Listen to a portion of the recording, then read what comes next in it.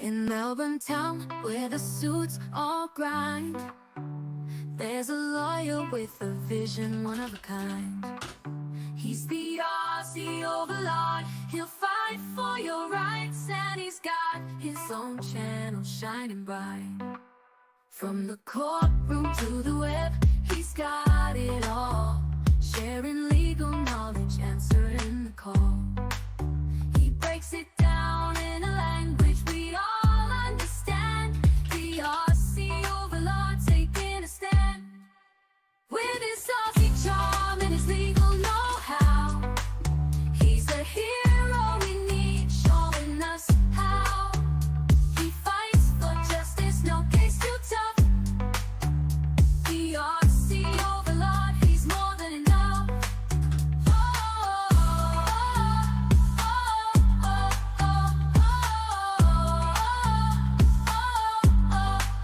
He's more than enough.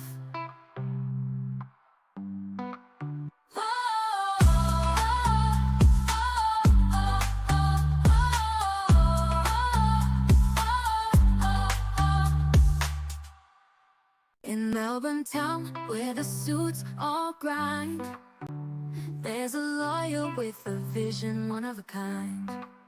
He's the Aussie Overlaw'd. He'll fight for your rights, and he's got his own channel shining bright. From the courtroom to the web, he's got it all, sharing legal knowledge, answering the call. He breaks it down in a language we all understand. The Aussie Overlaw'd taking a stand. With his Aussie charm and his legal know-how, Screen recording will do. he's a hero we need, showing us how. He fights for justice, no case too tough. The Aussie Overlaw'd, he's more than enough.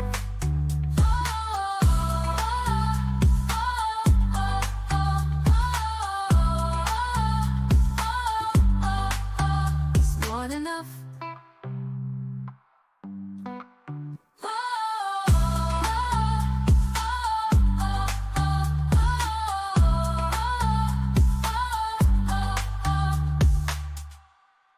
In Melbourne town, where I'm a Gunditjmara man on my mother's side, and I'm a Bunurong man on my father's side. This morning, I'm here to welcome everybody to my father's country.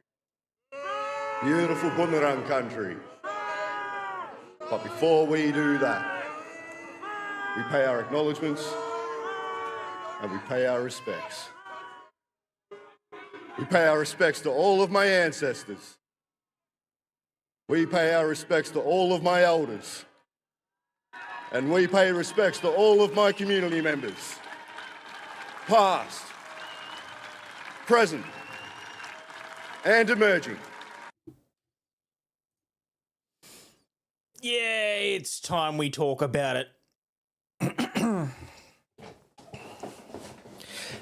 And good afternoon, good evening, and good night, and welcome to the Saturday show.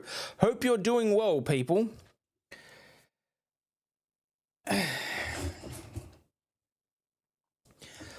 None of this was appropriate. The booing, yeah, they can get stuffed.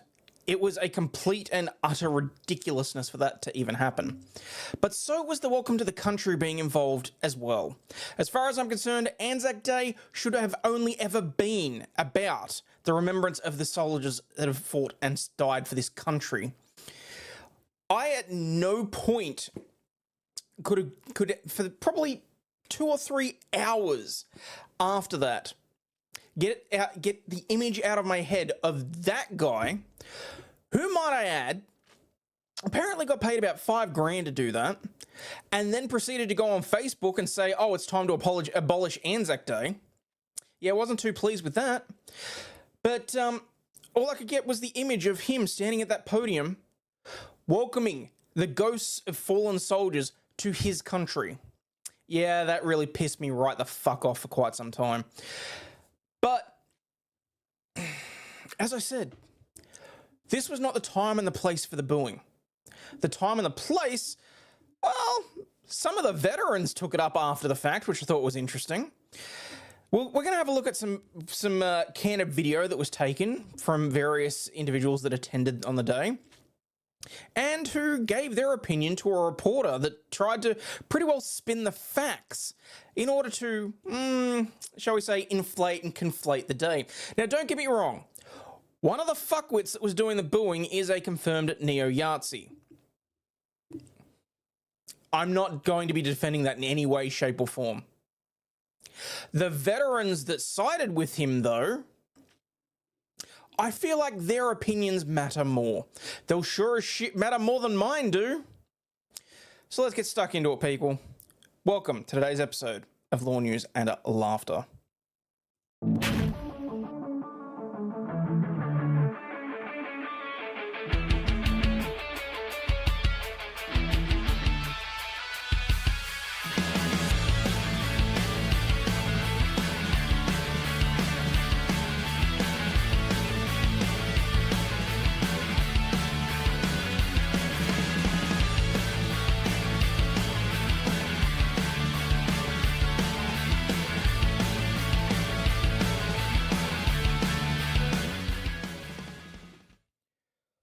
Alrighty, so what I'm going to do tonight is, just because I'm going to be cutting this up as a video at some point, we're going to look at exactly how the media covered this, how the politicians with their heads up their asses decided to cover this, and how the politicians that I'll be voting for in the coming weeks actually covered it themselves. But we're going to start with how they looked at it at Sky News, because, you know what? What the hell?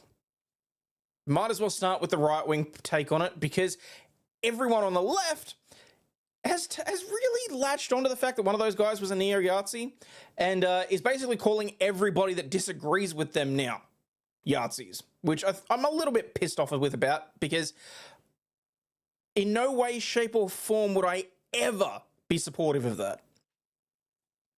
But anyway, let's have a look at Sky News. Service in Melbourne are unlikely to meet the criminal threshold under Victorian anti-vilification laws. Convicted neo-Nazi Jacob Herseth led boos and chanting during the Welcome to Country. According to The Age, government and legal sources don't believe the booing constitutes punishment under hate speech laws. The neo-Nazi disruptions during the Anzac Day dawn service at Melbourne's Shrine of Remembrance have been condemned. Keep in mind, this is coming from the same government that in 2021 and 2022, as a result of the coup, not only cancelled Anzac Day and threatened people with fines if they did decide to march, but they also put up cyclone weathering and fencing around the Shrine of Remembrance so no one could actually attend and lay a wreath or a pot beer or anything like that. Yeah, not particularly impressed with that argument. Nope. Okay, so this was the statement from Malcolm Roberts. A man gave a welcome to the country at the Melbourne Dawn service this morning that was completely inappropriate. For 5 long minutes, the crowd was lectured by this man that this is Aboriginal country, it's Aboriginal land, his father's land, and he did not mention the diggers, being Australian and New Zealand soldiers, once.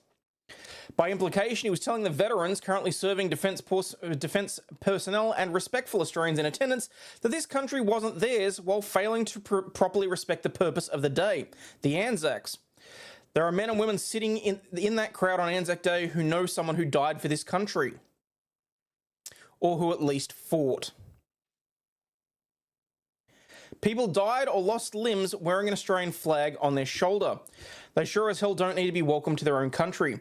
Dutton and Albanese are cowards for caving into the outrage mob and not calling out the disrespect of holding a welcome to the country on Anzac Day.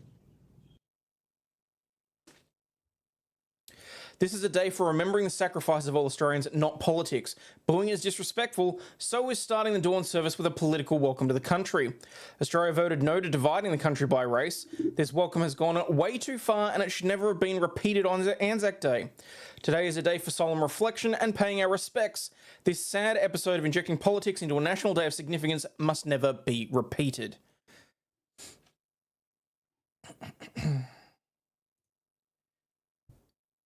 Now let's have a look at see what some of the what some of the veterans that were in attendance had to say.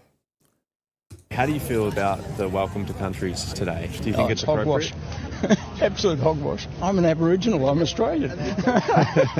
They're trying to split us all up, this useless Labor government. Very poor. I wouldn't want to venture too much into the substance of the issue because I don't know too much about it, and I'm aware of it. It's an issue down here in Victoria.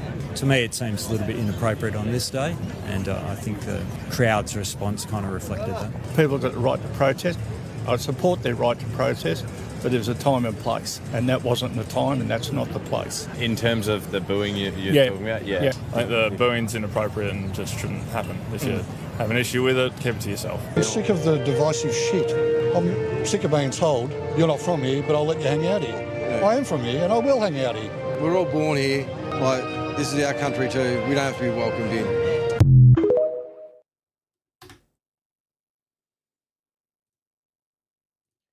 Raised need to be.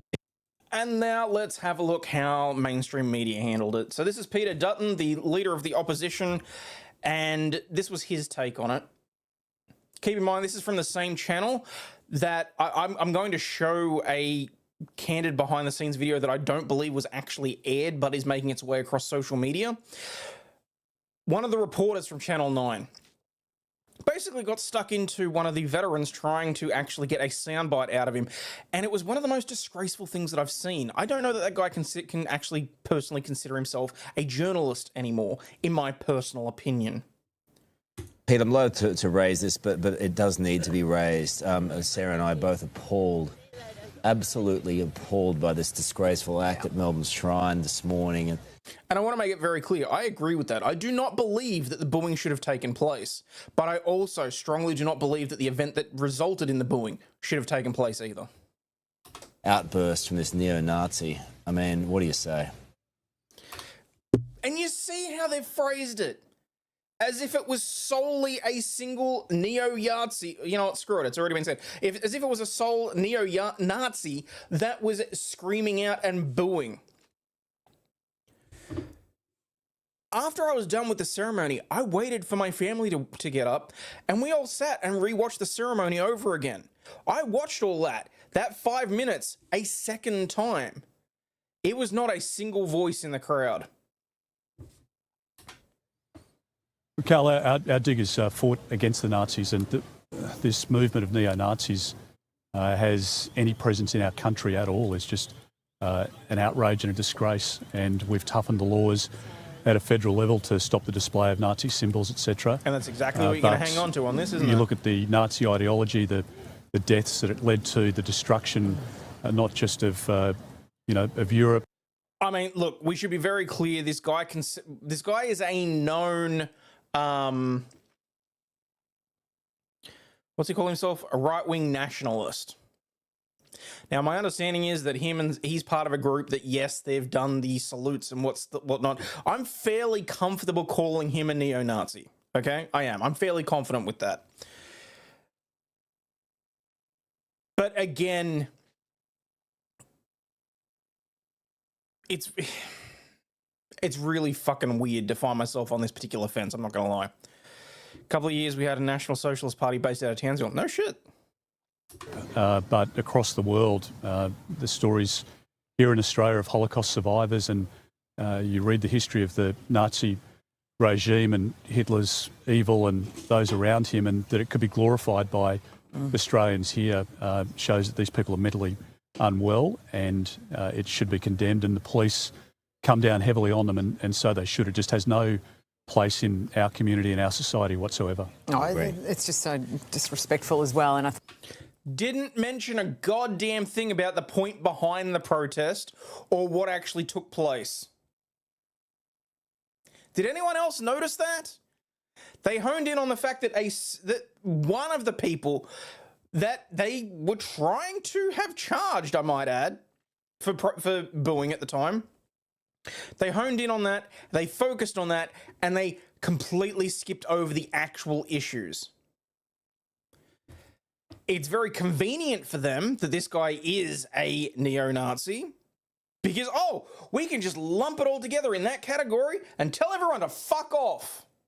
We can completely ignore the issues. We can completely ignore the fact that people are goddamn sick of this, as was seen with subsequent events over the weekend.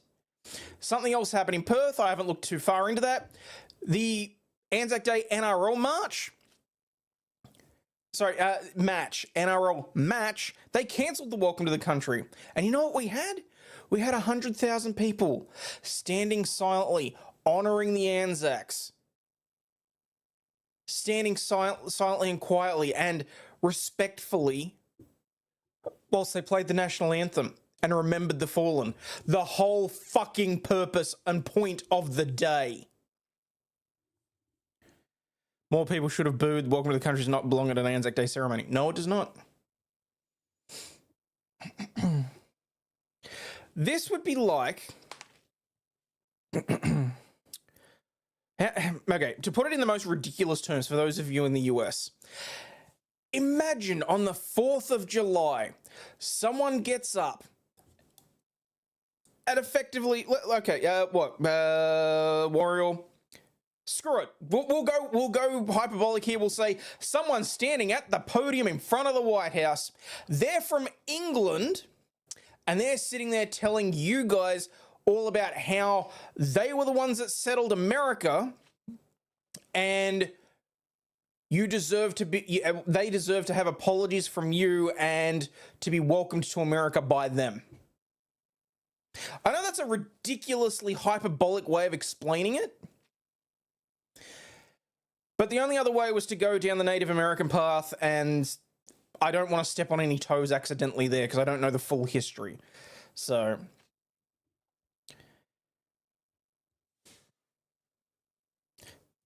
that's pretty much what it boils down to. Just because someone's a horrible person doesn't mean their views are incorrect. Veterans Day might be a better equivalent. Well, I wasn't really going for equivalent. I was going for hyperbole to try and explain why so many people are fucking pissed off.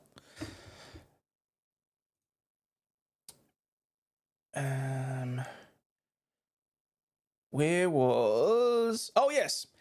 This was the post that the guy put up. So the guy, the one talking about, oh yes, welcome to my country, welcome to my people, welcome to my people's lands, who I might add, by the way, apparently he actually isn't from the area, allegedly. So he then put that up. Yeah, not impressed.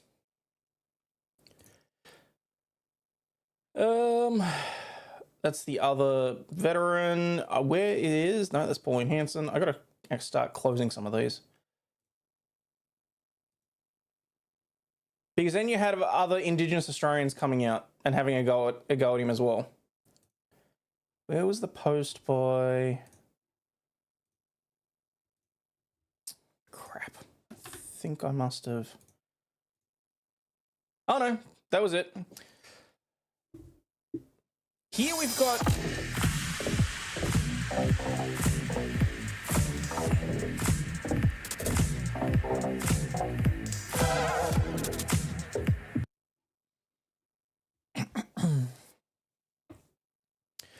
here we've got another Indigenous Australian. This is the opinionated black woman. Welcome to the country has no place at an Anzac Dawn service. Is the day to reflect on the sacrifices made by the brothers and sisters who bleed green. The booing was poor form, but I get it. I really do, because I was rolling my eyes too, saying for fuck's sake under my breath. All right. So this is one of the other veterans. This was one of the guys that was supportive of the booing, basically. And I don't think this is the full clip, but if I can double check where it was, I could. Because the simple fact of the matter is, I'm fully supportive of this guy. I really am. And the way that the reporter goes out of his way to try and make a gotcha statement, I thought was disgusting. It's the welcome to the country. Is it the right time and place today for it? As a veteran, I don't think it is. Now, I have a lot of veteran mates that haven't come today solely because of the welcome to the country. Because our friends have died for this country, for this soil, and for them to be welcomed is a slap in the face. It's not right to welcome veterans. World War II, you just listen about all these people that have died in this country. You know, for them to welcome us in this country is disrespectful. We heard a little bit earlier in the show crowds booing the welcome to country at the shrine this morning. So many families here, lots of kids. I spoke to so many families on the way in, but the tone really took a turn when the service began, and that was during this welcome to country. These booing and jeering and shouting out lasted the entire 5 minutes. And speaking to people, RSL staff, they're saying they've never seen anything like this.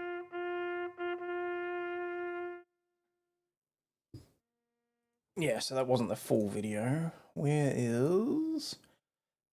Oh, and here's what our PM had to say. Wait, no, already watched that. Where did it... That's the video that I just had. Oh, here we go. Melbourne Shrine. What occurred at Melbourne Shrine of Remembrance and Kings Park in Perth was a disgrace. There is no place in Australia for what occurred. The disruption of Anzac Day is beyond contempt. Probably the only time I will ever agree with Albanese. And the people responsible must face the full force of the law. This was an act of low cowardice. That I disagree with. Not the low cowardice. Saying that they should face the full face of the law, though. For protesting against something that they disagreed with? Don't know about that. On a day when we honour courage and sacrifice. Anzac Day is when we come together to remember all those who have served our country in war and the cause of peace, including those who continue to serve our nation today. What occurred at Melbourne Shrine of Remembrance and Kings Park in Perth was a disgrace. There is no place in Australia for what occurred. The disruption of Anzac Day is beyond contempt, and the people responsible must face the full force of the law. This was an act of low cowardice on a day when we honour courage and sacrifice. I think that actually started replaying and I didn't even notice. I'm so used to ignoring what this fuckwit says.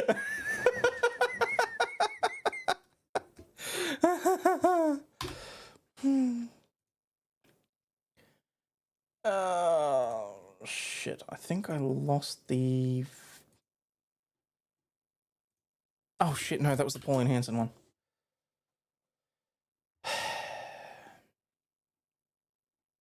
Reported there was a protest rally today at the Anzac Day commemoration in Melbourne against Welcome to Country. Well, the same thing happened in Kings Park, Perth, the one that I attended.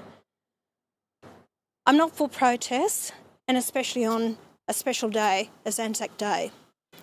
But people in this country have had a gutful of it. They voted against the Voice in 2023, and now we feel as if they've been shoved down the throat. This is a special day to commemorate those veterans, those men and women and their families for the sacrifices they have given, their lives that they've given for our country. Why do we have to acknowledge a group of people over what land they own? Isn't Australia belong to all Australians, whether you're born here or came from another country, to migrate here for what this country has to offer? It's not a place for it. But let's have the debate over this, because I don't want to see these protests happen next year on Anzac Day. Debate the issue. Let the people have their say. And I'll also say, I don't know who these people are that protested, but why label them neo-Nazis? Maybe these could be even veterans that... I mean, at least one of them is a known neo-Nazi. So, but I agree with you. Labeling all of them as extreme right-wing activists and neo-Nazis, that's some horseshit. That have fought and represented Australians. But the whole fact is, they may not be happy about it because over 54% of this land is under native title. So you tell me, why should men and women sign up for our armed services and possibly put their lives on the line for what? Stop the division in this nation. We're all Australians. But also say to these people out there, I understand your hurt and pain. but don't go making a protest on such a commemorative day. It's a day that we must respect those men and women families who have sacrificed their lives for what we have. That's our freedom and our democracy. Authorised by Pauline Hanson, One Nation, Brisbane. And honestly, I don't think I could have said it better myself. Do I believe that the Welcome to the Country should be part of Anzac Day? No, I do not. Anzac Day is purely a day to remember and to celebrate the lives of those who fought and died and bled for our country. Do I believe that the booing was appropriate? Fuck no. Those guys had their heads up their asses, and I was disgusted at the disgraceful display. But there are no rights or wrong. No, you know what? There are plenty of wrongs in this. There's no right morality to this. And the fact that certain politicians are using this to try and take their high moral ground is absolutely fucking disgusting. The simple fact of the matter is people are sick and tired of the division. People are sick and tired of being trodden on. People are sick and tired of the grind that is going on with everyday Australian life. And you try and shove more of this divisive shit down people's throats. Enough is enough.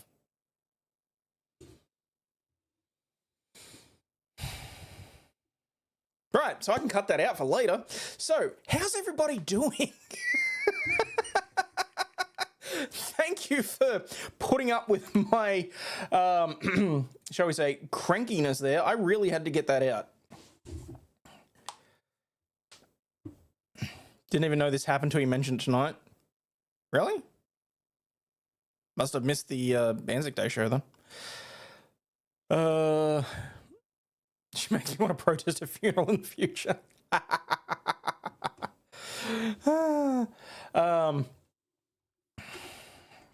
I'm glad you're feeling better. You don't have cancer, that's good. That's fantastic, Boosh. Very happy to hear that. Release the inner child. That was some opening tonight. Yeah, well, like I said, I'd been sitting on that and basically just getting more and more stirred up, frankly. I mean, to be perfectly honest, Lady Overlaw'd was certain that I'd be yelling and I'd probably wake her and the child tonight, so... Everything has to be shoved into a false dichotomy, keeps everyone bickering about everything while accomplishing nothing. Yes. Booing was a reaction to the disruption already caused by the Welcome to the Country. The disruptors were them, not the booers. Look, I agree with you. I feel that the booing was a reaction to something that should never have occurred. Do I think that individuals should have known better and taken it up after the fact? Abso-friggin-lutely. So, be sitting on where I was supposed to have cancer, so cheap. Oh, okay, so it was ass cancer then. Or potential ass cancer. Well, I'm very happy to hear you got a clean bill of health. My great-grandfather fought in Gallipoli, came home and died later to TB that he caught from the fighting. See, that's just it. Without trying to bring any sort of racial or cultural stuff into this, I do genuinely believe that it is going to be, for a very specific reason, it's going to be certain individuals of certain backgrounds here in Australia that Anzac Day holds the most for. The reason being that like 97% of the armed forces that were conscripted together from Australia and New Zealand for World War I and World War II were white. There's no backing down from that. Those are just the statistics. So yes, it is going to be a certain segment of society that is still feeling the pain from losing loved ones, people within recent memory. Now, it's been, what, a decade or so since my grandfather passed. But he fought. I still have his armed forces jug of whiskey on my shelf to remind me of that. It was going to be a bit spicy when it started with that clip. Well... All I ever did was wipe it and tried to kill me. Call the knockout game. Sooner or later, white people are going to get tired of playing it. Well, we'll have to wait and see still life, won't we? Damn, the minor hit of adrenaline's left me now. Oh, mind you, while we're on the level of crazy shit happening, don't know how many of you saw this, but apparently an affidavit was filed in Norfolk County Superior Court. They're alleging that someone from the Commonwealth got paid $1,500 a month to spread disinformation about Turtle Boy and Karen Reid in an effort to have them incarcerated. I haven't actually read through this. Just watched Isaac Butterfield's video on this just before I got here. He's pretty much the same take as yourself. YouTube's feeding me. YouTube's getting swamped by Aussies. Lovely. So I haven't actually read through this, but you know what? Why the hell not? Let's share it together, shall we?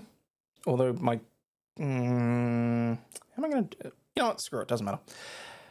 Now comes the under. Can I read it on that screen? Because otherwise I'm looking elsewhere. All right, hang on. I'm gonna have to do something here to make it a little bit easier for me to read, and so that it actually looks like I'm looking at the screen and off to the other side.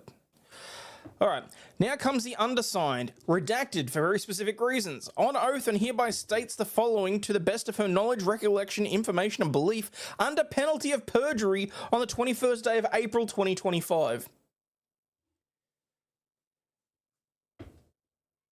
That's why this is so batshit crazy.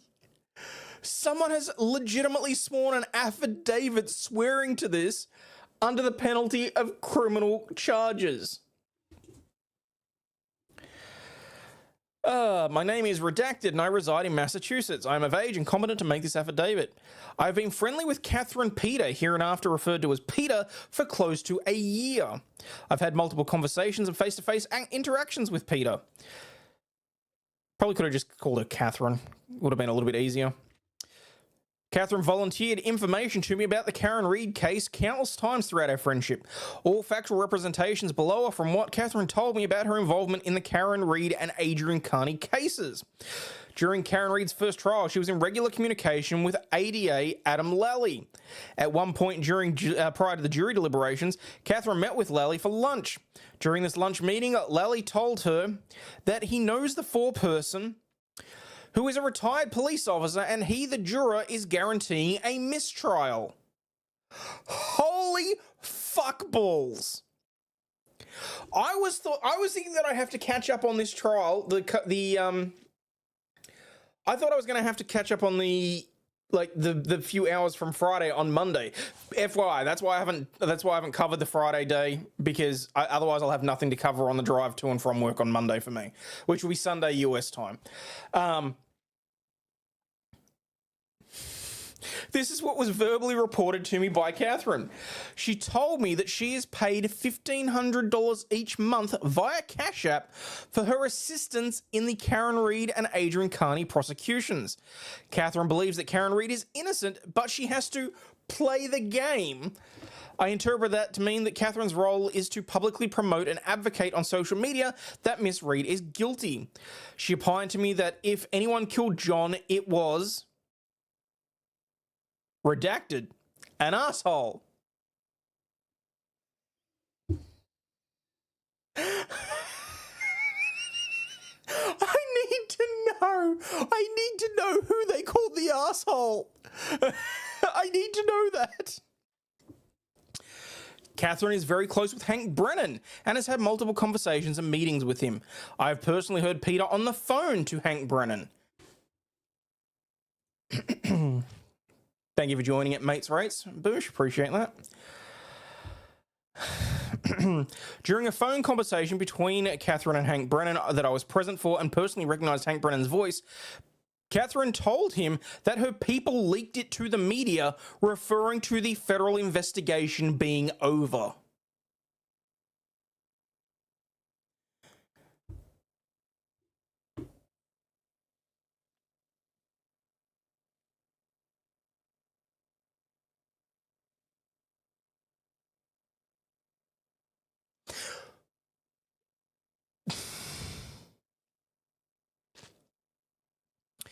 As of April 15, 2025, Catherine is not directly talking to Hank anymore. We're using a third party to communicate now. Oh, this is some real cloak and dagger type shit. Peter states that she is untouchable because of everything she is doing to assist the prosecution, and that no matter what violations I'm charged with, Morrissey is keeping me out of jail.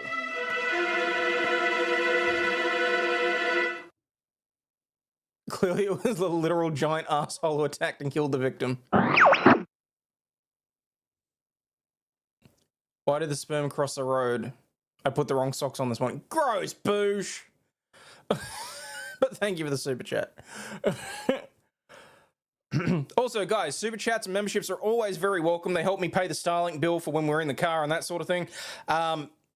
And it helps keep the channel running, which, you know, does cost me a few $100 a month to try and keep everything going. Okay.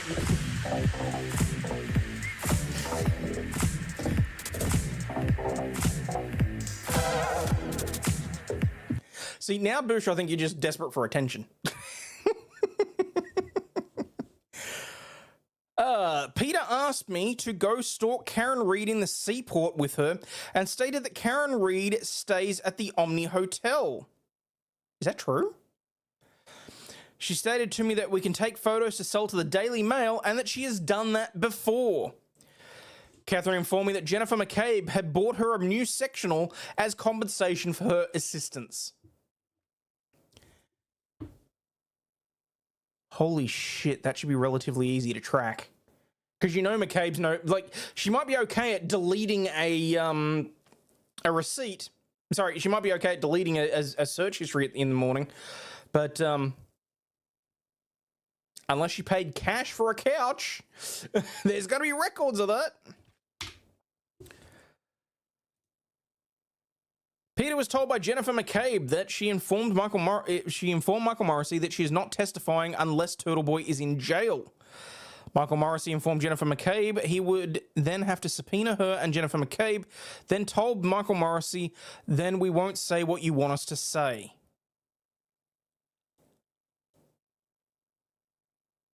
Oh my God.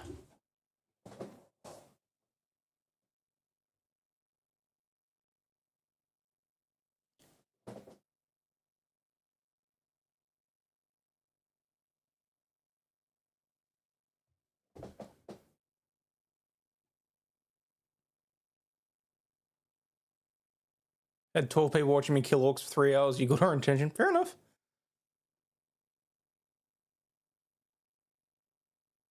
Who brought friends? Or did I miss something? Either way, I'm glad that your stream is taking off. Good job. Peter got rid of her phone the day after Adrian Caney announced on his live show that he was looking to get personal information of Michael Morrissey. Peter said to me, "They will never get the communications between me and Morrissey." The day that Peter showed up to protest the Karen Reid trial, she informed me Jen McCabe paid me for her to show support. On March 16, 2025, Peter told me that she went to meet with Michael Morrissey and Jen McCabe at an undisclosed location in Braintree. When Peter returned home, she had a manila envelope in her hands. Peter's informed me that she's seen emails that are subject to a protective order between the Karen Reid prosecution and Jennifer McCabe. Peter reported to me that upon request from Hank Brennan, she provided the spreadsheet of all the free Karen Reid Facebook supporters to the Commonwealth for the upcoming trial. Peter told me that Hank Brennan has provided information to the federal authorities regarding Karen Reid and Adrian Kearney because he wants them in jail for the trial.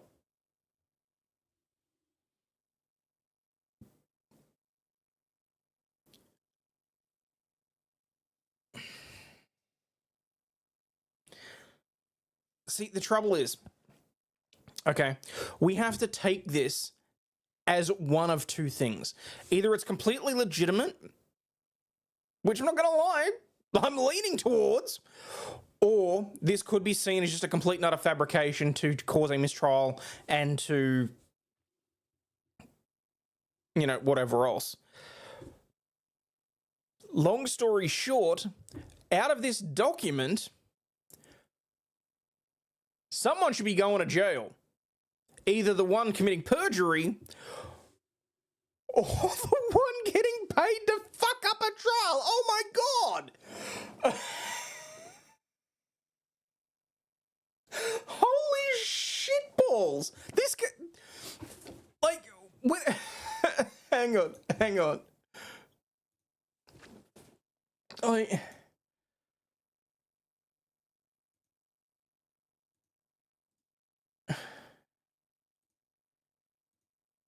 oh, whoops. Didn't realize I could do that. When I retweeted this a few hours ago, I didn't realize exactly how accurate it is. Okay.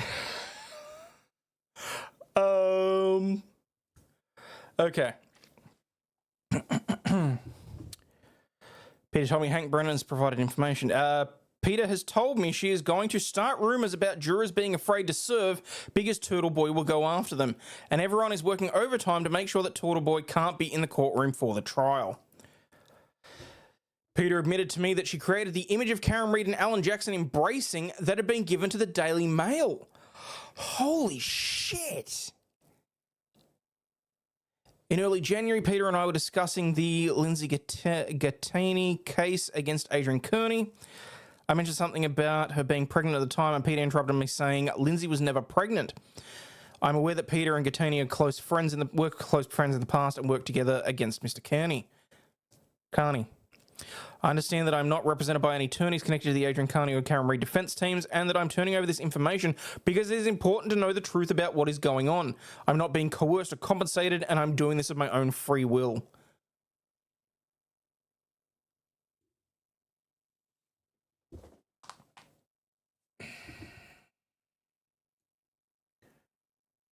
Wow. Like I said, either someone's committing perjury for their own 15 minutes of fame, or this shit goes so much deeper than any one of us really thought.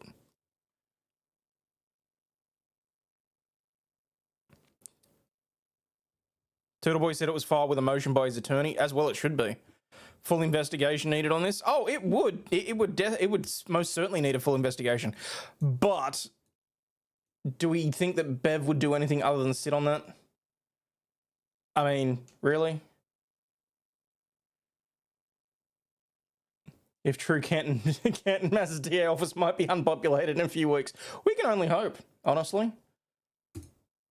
Sworn affidavit in Norfolk County Superior Court alleges that the Commonwealth agent was paid $1,500 a month by the DA's office and bribed with a couch by Jen McCabe to post misinformation about Karen Reid and Turtle Boy in an attempt to have them both incarcerated.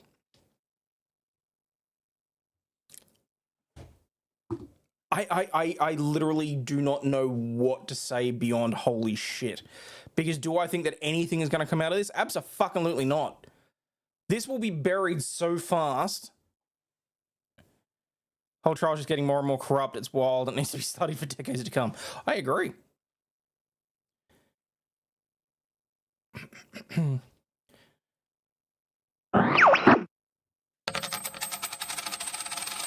Jason, thank you very much for your super chat. Oh, I just realised the speaker bot isn't on. No wonder things were not actually getting read out. Hope Bev's retirement's very short. Well, we'll see.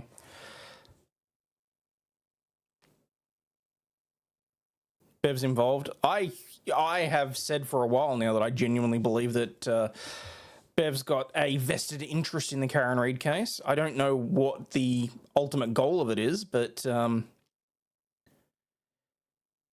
you know, it's exactly as extensive as we think. Aussie, where the fuck is Mayor Michelle Wu and the governor?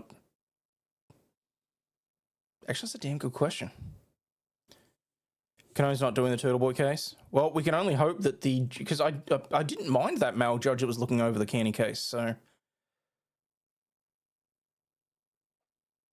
police chief resigns just before this gets out. Is it a coincidence? Probably not, in my personal opinion. It's all just so insane, though. Like, how long can it be allowed to continue?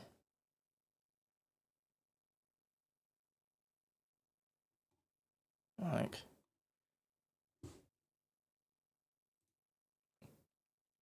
I want to see whether or not.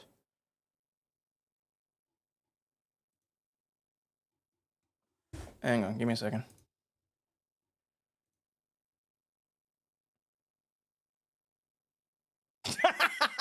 Nick, fuck you.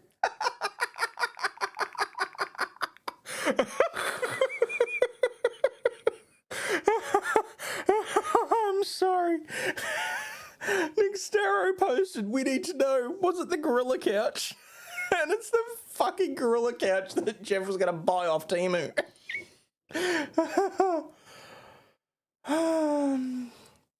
Alright. Sworn affidavit filed in Norfolk County, bribed by Jennifer McCabe. Miss Peter also claims that Jennifer McCabe threatened Michael Morrissey that she would not testify against Karen Reid unless he was incarcerated for the trial, which is why they tried to revoke my bail on March 18.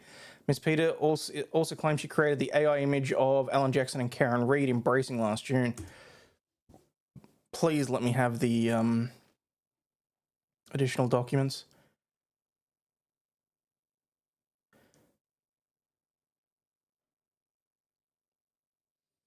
Oh, yes, it's got the motion to compel. Okay. Now comes Adrian Kearney and respectfully moves that the Honourable Court, pursuant to the court rules, compel the production of discovery detailed below, which has been requested from the prosecution multiple times since October 8, and which disclosure is required by prior orders of this court and imposed by Rule 50. Oh, no shit, so there's something else that's not being... defence may... Okay, so maybe this isn't what I thought it was and what I'm after. Defence has made 3 letters of demand for orders and or required discovery concerning civilian Catherine Peter, who on information and belief is working as an agent for the Commonwealth in their prosecution against Mr. Kearney and Karen Reid. Although the first demand was made 6 months ago, the prosecution has neither provided the defence with any of the requested discovery nor indicated that none of the requested items or information are within their possession. Yeah, because they don't want to have to lie about it, which is surprising.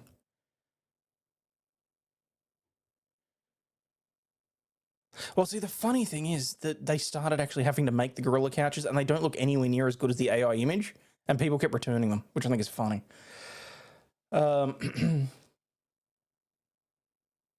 Prosecution hasn't responded to any of the demands made on October 8th, 17th, or March 29th, all of which describe in great detail the good faith basis for our belief that the prosecution is in possession of the evidence that requires disclosure.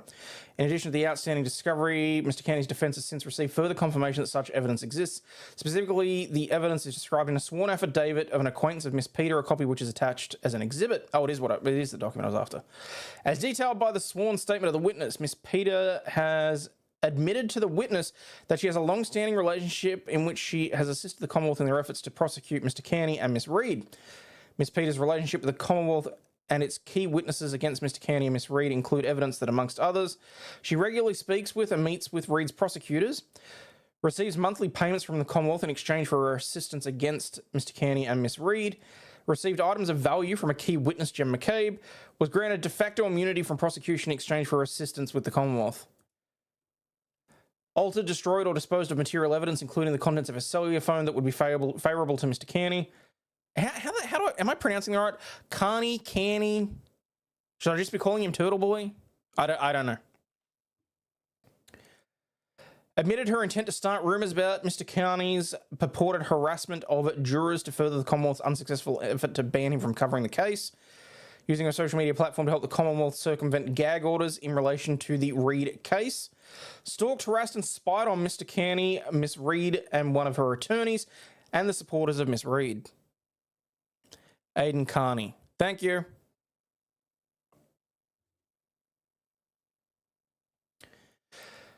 Significantly, according to the witness's sworn statement, brain no worky, Ms. Peter admitted to her that Jen McCabe issued an ultimatum directly to DA Morrissey in exchange for a favourable testimony against Ms. Reid. She would not testify until Turtle Boy is in jail. Ms. Peter further told the witness when McCabe was told that the Commonwealth can simply subpoena her, she implied that if her demands were not met, we would alter her testimony in a manner that was designed to harm the Commonwealth's case against Ms. Reid. I'll be honest, that doesn't make any sense to me.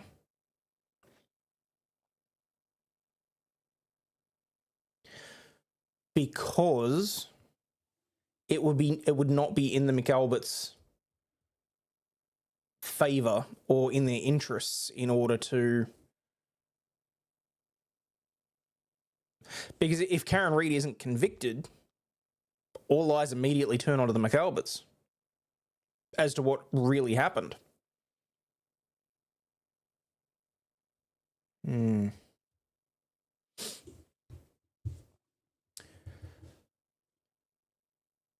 Admitted that Lindsay Gattini lied about a material fact relevant to her criminal allegations against Mr. Carney. Significantly, according to the witness's sworn statement, Miss Peter admitted to her that Jen McCabe issued an ultimatum. Oh, I already got that. Miss Peter further admitted that to the witness that on March 16th she met with Miss McCabe and DA Morrissey in Braintree, and when the witness saw Miss Peter shortly after the meeting, Miss Peter had a manila envelope with her.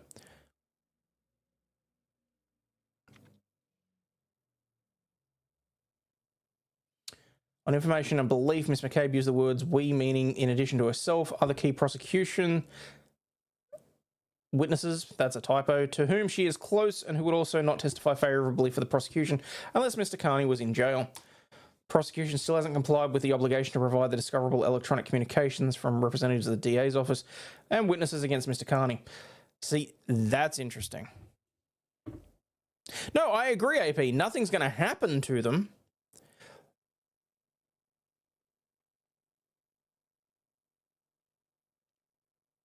No, actually, you know what? You're probably right. Nothing's going to happen. Oh, shit. Did I actually get this working? I was trying to fix this bunny rabbit thing that Scarlett gave me earlier, and she's like, Daddy, it won't work. It won't walk properly. It's like a... Anyway. Shelby Fogg joining the champs. Sorry, that's never not going to be funny. DA will never go after the McAlberts if Canton's really as bad as we believe it is. Yeah. None of the foregoing items or information has been provided to the defence team by the Commonwealth despite several prior requests in addition to pre-existing Rule 14 obligations. Based upon the information provided by the witness's sworn statement and the contents of our three previous letter demands, there is strong reason to believe that there exists discoverable information and material in the Commonwealth's possession, custody or control, whether of the Carney or Reid prosecution teams, related to Miss Peters' involvement with the Commonwealth and or witnesses who will testify against Mr. Carney. The prosecutor also has a duty to inform each member of the prosecutor team whom he has reason to believe may be in possession, custody or control of discoverable items of information, and then inquire of each person as to the existence of such. Thus, at a minimum, the prosecutor must address the issues raised in the affidavit and letters of demand with DA Morrissey, Hank Brennan, Adam Lally, Laura McLaughlin, Miss Peter, Miss McCabe, Kenneth Mello, Brian Tully and John Fanning.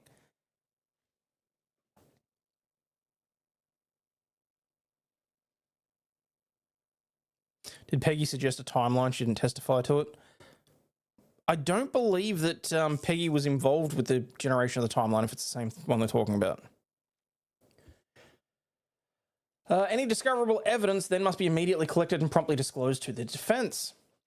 This, of course, includes prompt disclosure of any evidence that the Reid prosecution team has in their possession, custody or control, which adversely impacts the credibility of any witness against Mr. Carney, is otherwise favourable to him or casts doubt on the case against him. Dork, thank you very much. Commonwealth's disclosure obligation to Mr. Carney remains irrespective of any purported view of the evidence's reliability, credibility or admissibility, and without regard to whether or not the information has been documented in any manner. In other words, when the subject matter is discoverable, the prosecution must promptly disclose any information derived from the conversations or interviews between or among Miss Peter, the relevant witnesses against Mr. Carney, and any members of the Carney and Reid prosecution team, even if it was not memorialised in any way. That's a pretty stark and straightforward Rule 14 application.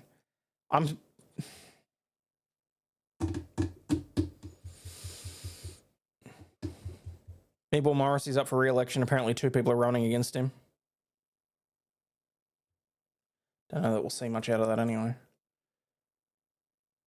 Production of the requested and any other outstanding discovery within 14 days of the date of this motion. Promptly schedule a hearing thereafter on the issue of sanctions under Rule 14J for the unexcused failure to provide discovery.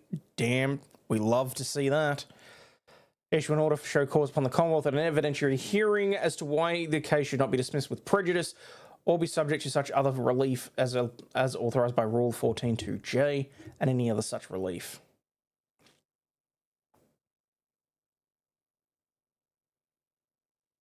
Do defence attorneys get paid when they have to retry a case? basically the retainer never stops, Aaron. So yeah, it's not like they go through the first trial and the charging stops. Karen would be paying through the nose for this.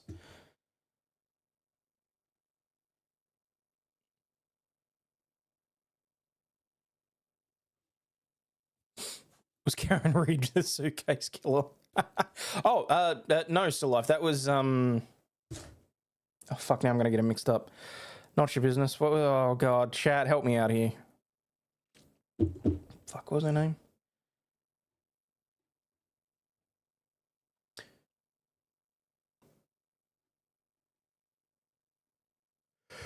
Oh, excuse me.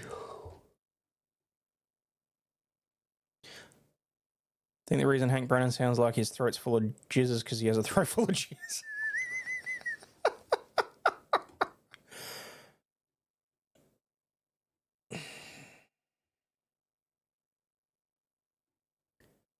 Who is that? I'll be damned. So there are details that back up. Sarah Boone, thank you.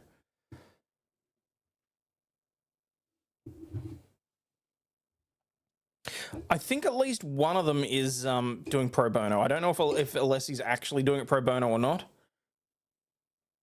I don't think it really matters at the end of the day, bad as it sounds.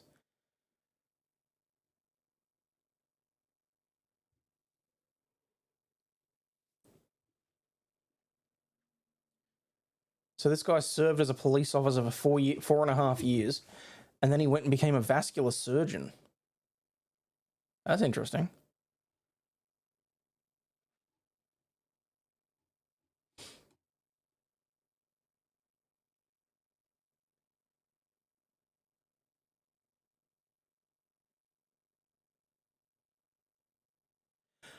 Oh, is she the one that's Mass Hole Mafia? Huh.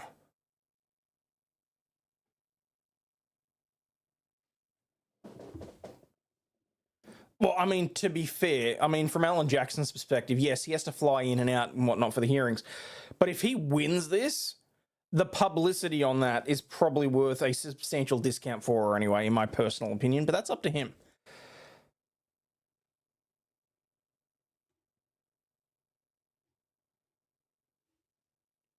Admitted to forging a federal court document against Turtle Boy with YouTube copyright. How can anyone trust you not to forge other documents? Well, because I admitted it. Wait, what?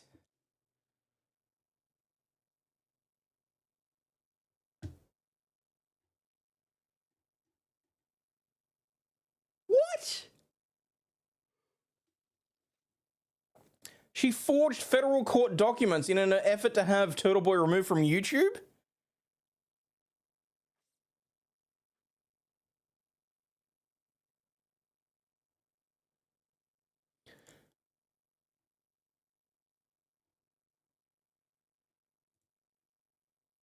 Hey, Faggot, it's Kate. Kate Peter, you know, crusty panties, how you call it. I just wanted to let you know every time you get a block number, it's not Lindsay or LG or anyone else. It's me. And I just want to let you know that when you go back to jail, I had absolutely everything to fucking do with it because you're a dumb motherfucker, right? And every time that you victimize a female, I'm going to be right there pushing back. I just want you to know that. Play this on your fucking live show. I am going to get the best of you. You're a bad person, and everybody's going to see it. Have a nice day. By the way, Karen Reed wants nothing to do with you. Go fuck yourself, bitch. I meant it. I meant it.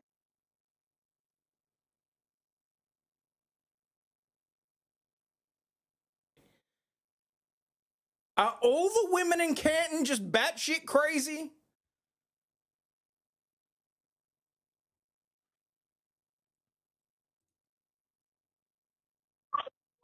Hey, faggot, I can see that you can post my voicemails on your Twitter because you're a bitch. Why can't you face a female? I am not afraid of you. I never witness intimidated you. You're not a witness in any case. You're just a small-dicked fucking faggot that likes to prey on women. Call me back, motherfucker. Let's talk about it. Let's talk about what you did to Lindsay. Let's talk about what you did to John McCabe. Let's talk about what you did to Colin Albert, a 19-year-old juvenile. Let's talk about it, Aiden. Why are you so afraid of... I know that you're not. You just want to self-victimize. But how's your wife doing, by the way? How are your abused and neglected children doing, by the way? Call me back, you fucking faggot. I'll drive over to your parents' house right now. Fuck you.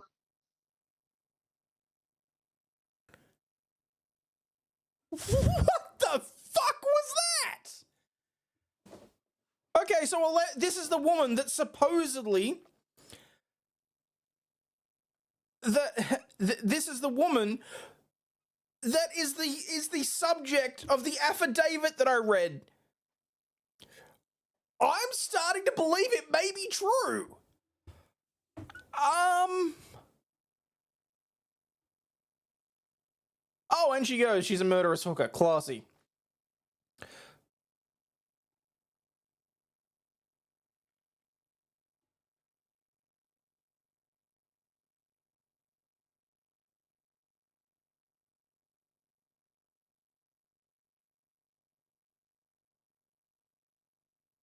Wow, I'm not even going to dignify that by reading it out. I don't want those words in my mouth. Did she say Hayden? No, Turtle Boy's first name is Aiden. Aiden Carney.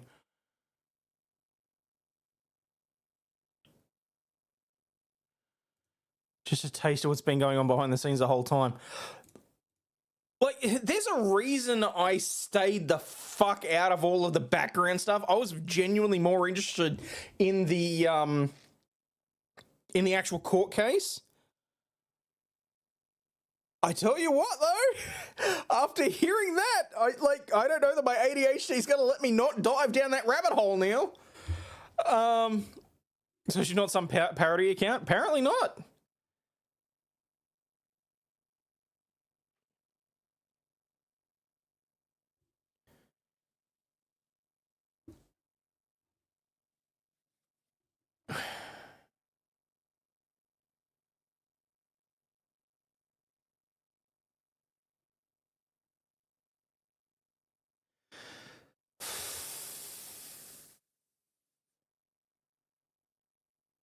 Oh, she went after his daughter and everything.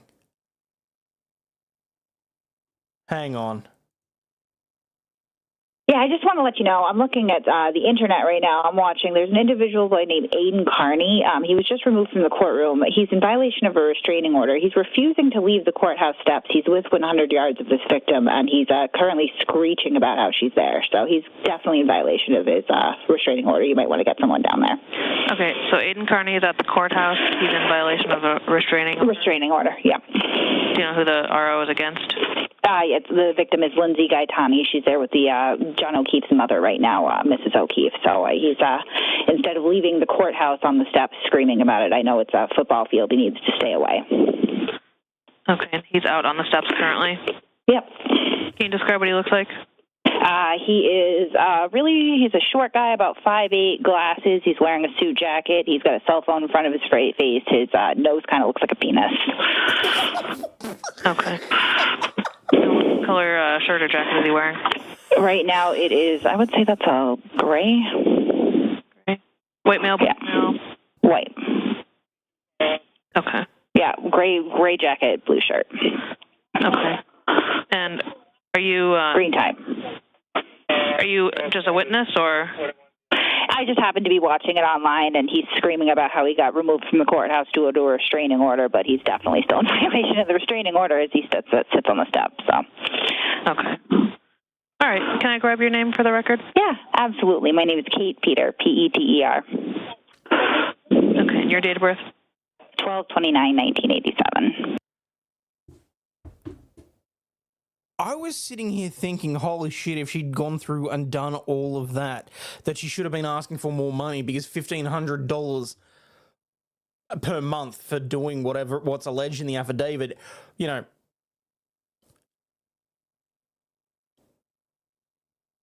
Now I'm starting to think she would have done it for free.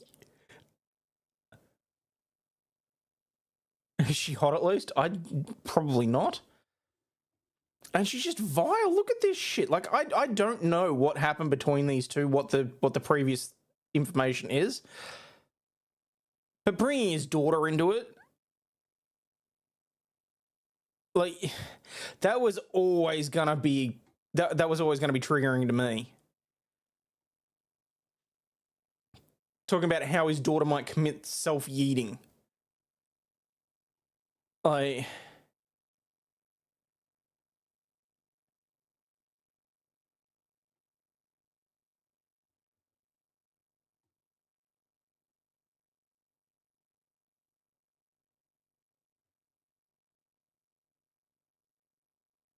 oh, fuck this cunt. Nah. Nah.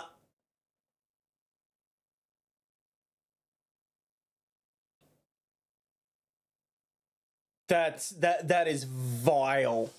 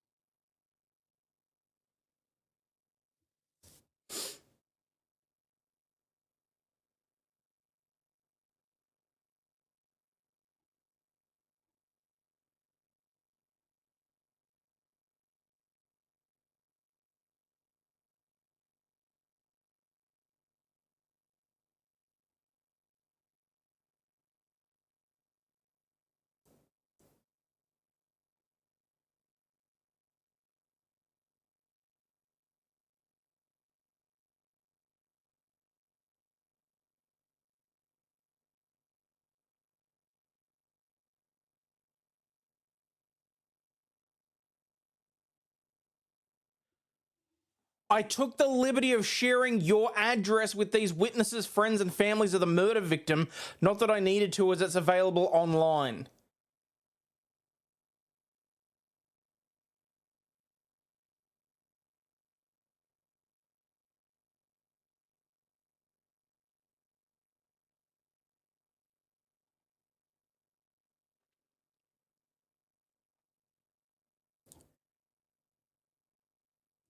I was at the courthouse. She showed up per her account about an hour after I was there. I never saw her. I was never alerted to her presence. I stayed in the courtroom. I went downstairs to meet with the special prosecutor and the rest of the group that I was with, and then I left. 9 hours later.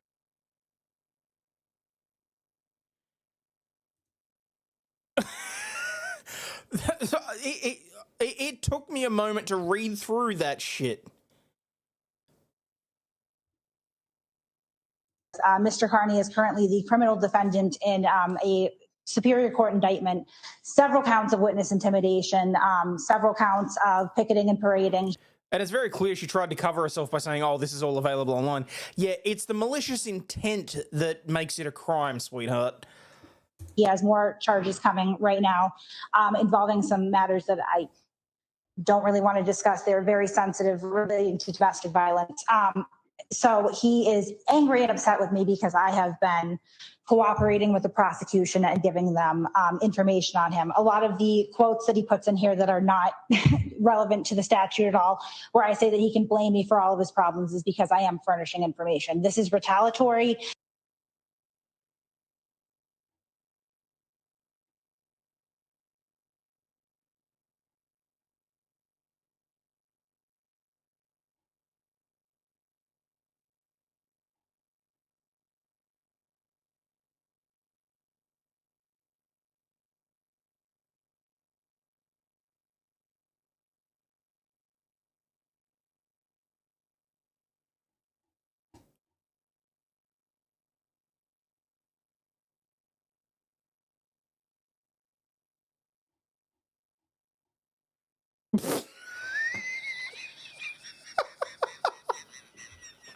It gets me every single fucking time when I get to one of the end of the end of one of these news articles. Holy shit!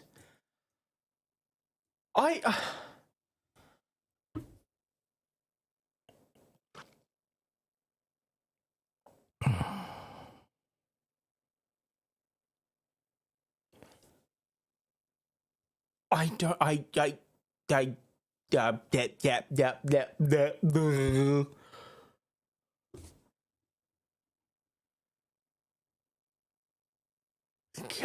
damn.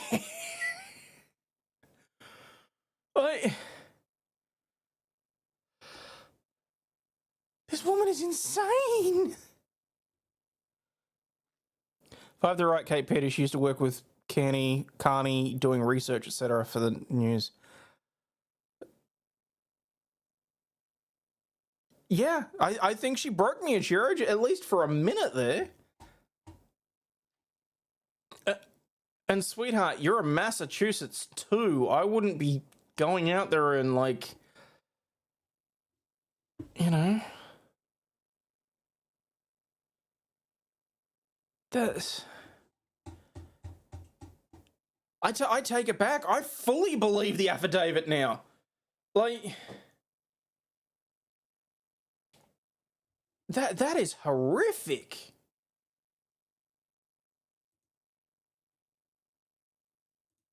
And I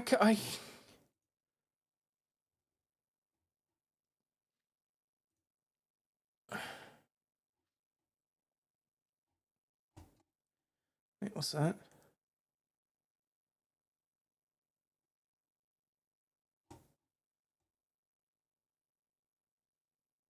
I think everybody in chat knows Yes, Bernice, but I guarantee you're still more attractive than that chick.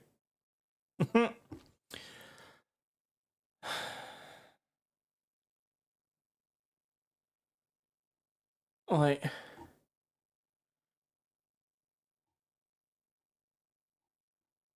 I can't come with this shit. I mean, I didn't dive into the Hale stuff because I didn't want to get into, like, all the crazy bullshit. And all I did was scratch the surface behind the court case on the Reed stuff, and I'm fucking lost for words.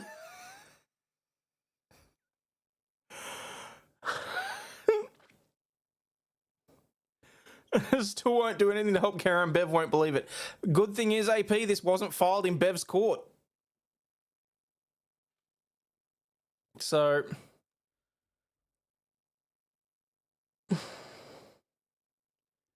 it'll depend on where the ruling comes from.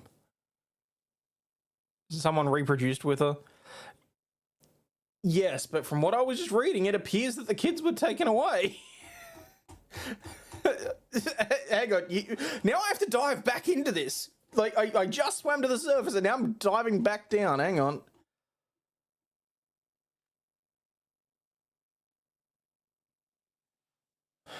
Lost 2 of her children to the state after years of drug-fueled abuse and neglect.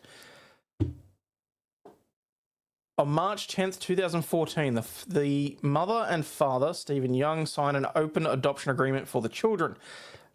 I know that I'm okay with this being publicised.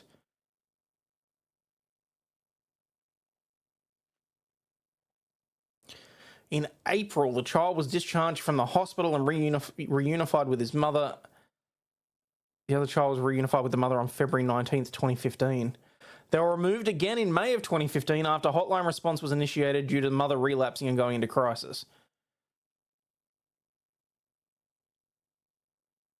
The department had concerns regarding the mother and her ability to be honest with the department and her mental health issues.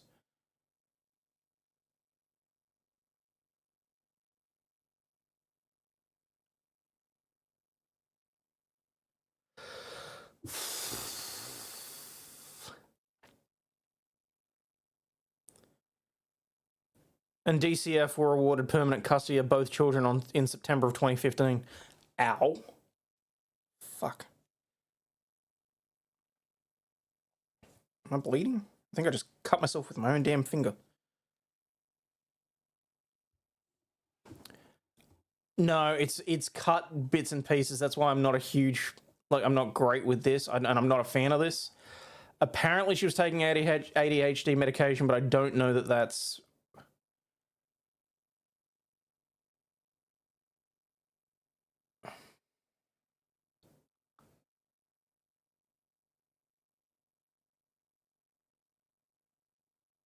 Oh, God.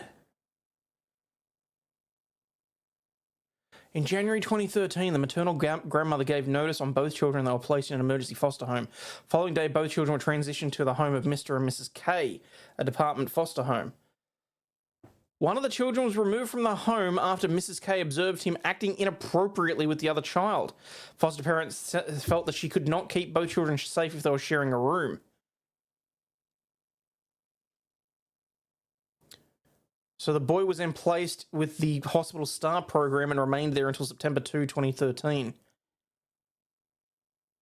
Oh my God, this is horrific. My ears are bleeding from the insanity.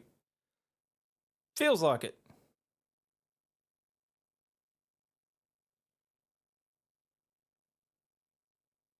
Like...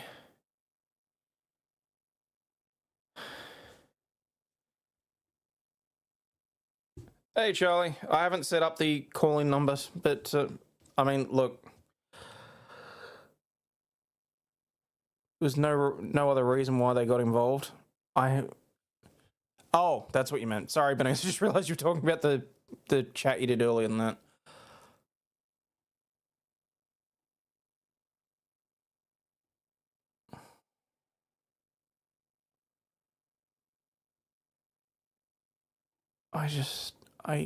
I can't with this shit.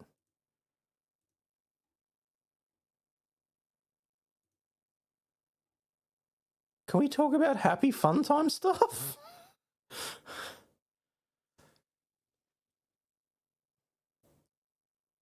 How old were you when you found out Goofy was a cow? He's not a cow, he's a dog.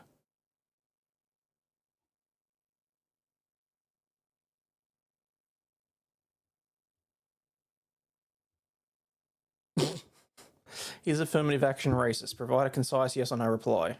Grok, yes. ChatGPT, no. I'm shocked. Oh, crap. Oh, shit, for some reason I thought that was, what's her face?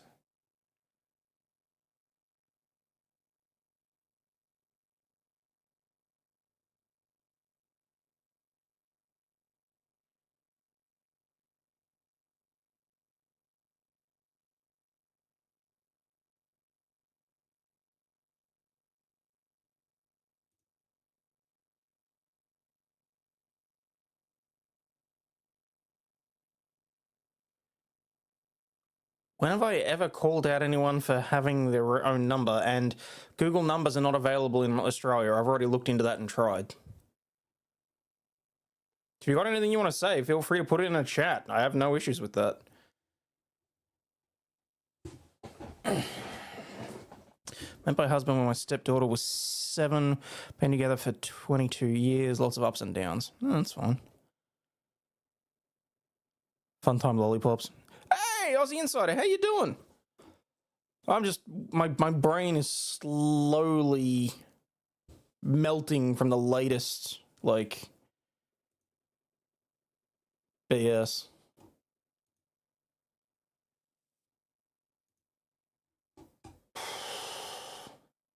I can't with that shit. That was just... That was insanity.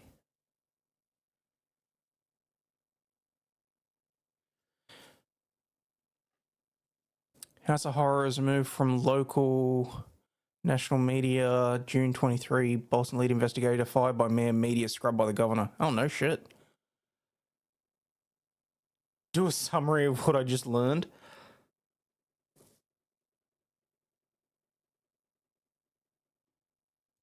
The summary of what I just learned is that I need to stay the fuck out of the Karen Reid stuff that doesn't involve the court case directly. Like...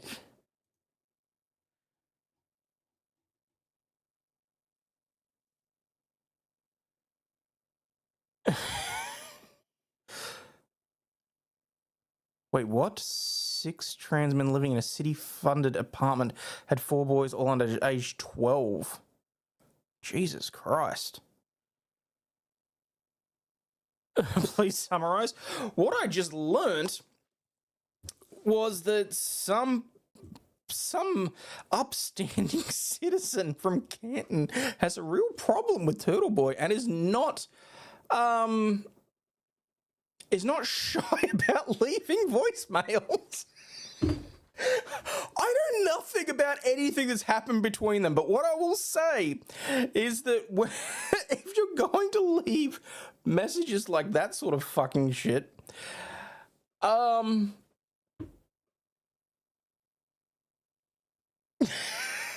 even know how to fucking summarize it. It melted my brain. That's what it did. Yeah, I know. I wouldn't even say that I met Krusty. What I heard was 4 or 5 voicemails off of because I was reading Aiden's latest news post because we went through the affidavit. So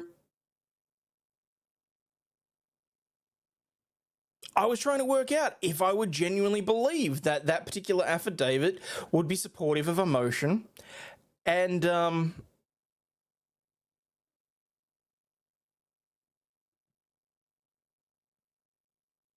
because I was thinking either someone is massively perjuring themselves for 15 minutes of fame, or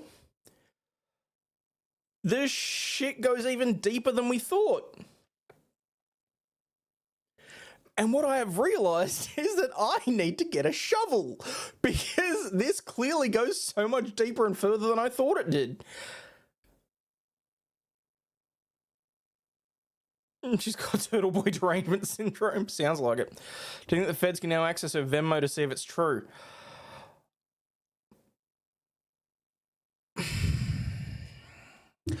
I would think it would come down to whether or not Venmo would be receptive, but I wouldn't think so. I mean, look, even if she's getting $1,500 however long, because I don't know the details. I don't specifically know if she was being paid by Venmo. I mean, if you're going to do stupid shit like that, I mean, why would you not at least be smart about it and pay cash? And that's sort of why I'm like, did Jen McCabe really buy her a couch? And was the bitch dumb enough to put it on her credit card?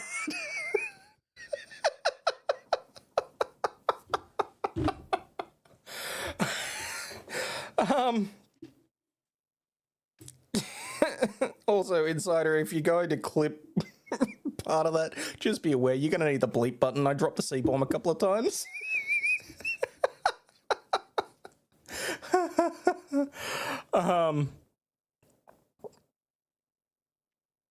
But then just listening to those unhinged voicemails.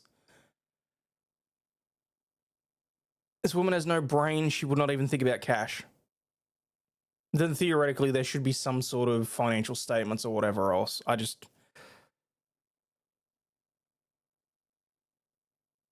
Did you dare dip your toes into the Turtle Boy topic? Beware the trolls.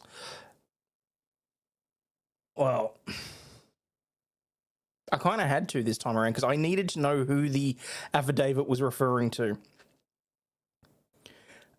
And then listening to those unhinged rants. Warrant from the feds will have to comply. Look, that's a fair call. I will give you that, Jason.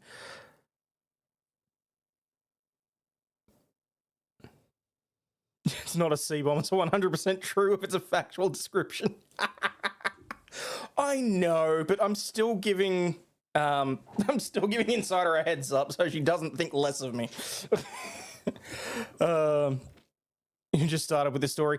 I'll be perfectly honest, I don't know that I can go down this particular rabbit hole because I will lose days of my life. Oh my God. All right, let me see if I can quickly whip through. Oh, he says quickly, is he? All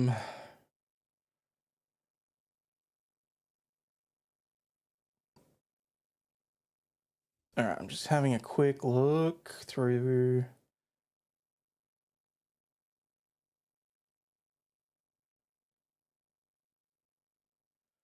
Oh, what?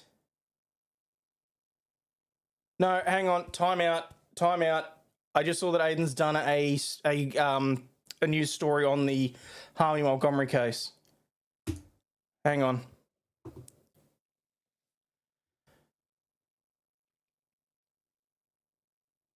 Harvey Montgomery's birth mother exploits son she had adopted and murdered daughter to try to win Supermum $20K cash prize. Attacks adoptive parents for trying to stop her from winning. That little girl never stood a fucking chance. Like, those of you that watched what I could get through with the Harmony Montgomery trial, and you know what, one of these days I will go back and I will finish that trial, but that was so heartbreaking. Because when I was watching that, she was the same age as my daughter. She would be the same age now. And I'm not going to lie, there's a likeness there. So yes, it was hurting to try and watch through that trial. But frankly, I think that little girl deserves to have her story told. She was an NPC in Elder Scrolls Online. She'd probably be the target of assassination.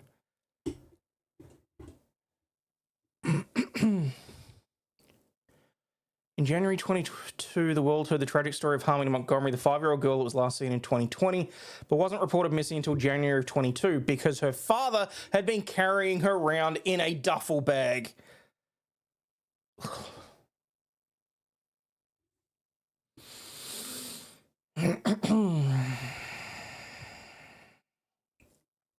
Her father, Adam Montgomery, was awarded sole custody after Harmony's mother, Crystal Sorey, abandoned her to move to Florida in order to get clean.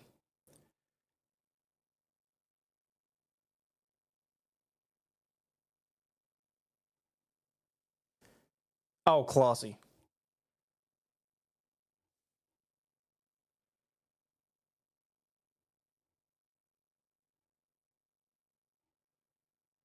Adam Montgomery was convicted of murdering Harmony in 2024 and has been rightfully condemned as a villainous monster.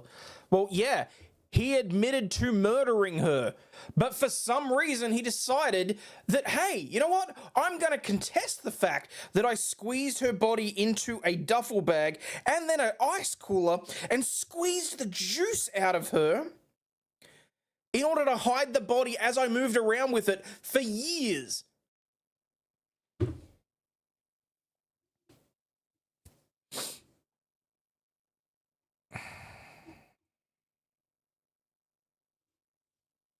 Hello there.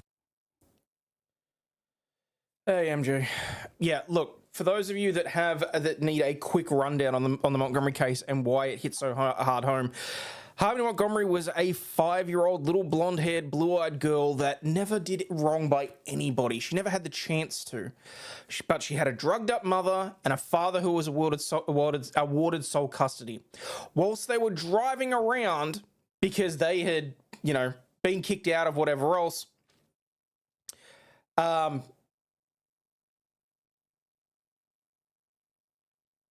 have no idea why it says you're not a member. It should be. While they were driving around, Adam turned around and smacked Harmony in the face. Hard. And despite hearing rasping noises coming from the back seat, they laid a blanket over her head, fed the other kids in the car, and ignored her. Didn't provide any medical attention or anything like that. The only reason that anything happened was that they were then in a car accident. Adam proceeded to put her in a bag that was in the boot of the car, and she stayed in that bag for a number of years.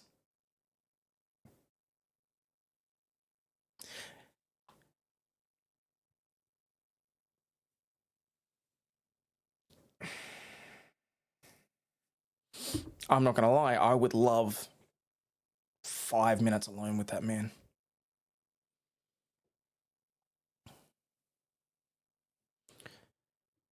Yeah, she wet herself. She'd been holding it in for a long time and no one was listening to her, and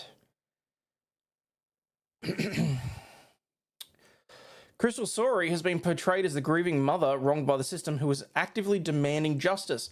But it took her 2 years to report her daughter missing, so clearly she didn't care enough to protect her from the monster who killed her. Oh.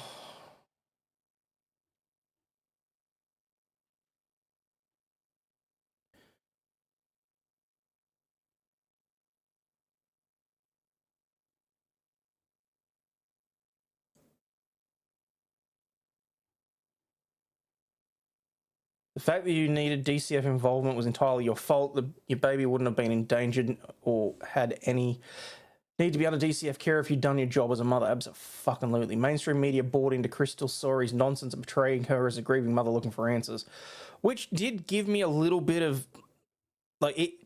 I thought it was some Oh, no, Boosh. I would not give him the benefit of using a firearm on him. I would want to see the light die in his eyes as I slowly choke the motherfucker.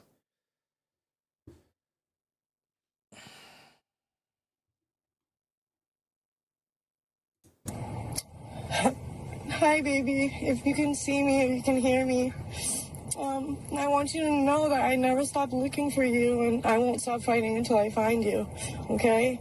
And you stay strong, and Mom is right here fighting for you. I love you.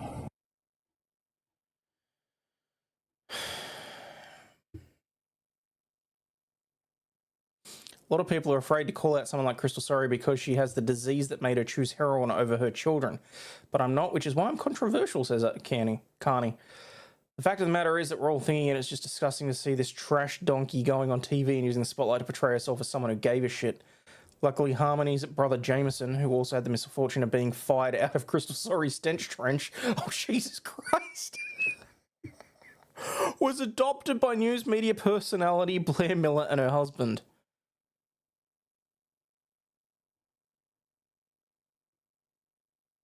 Wait, her husband or his husband?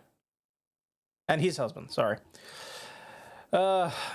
Crystal isn't just exploiting the child who is dead partly as a result of her own failed parenting, she's also exploiting her former son for profit.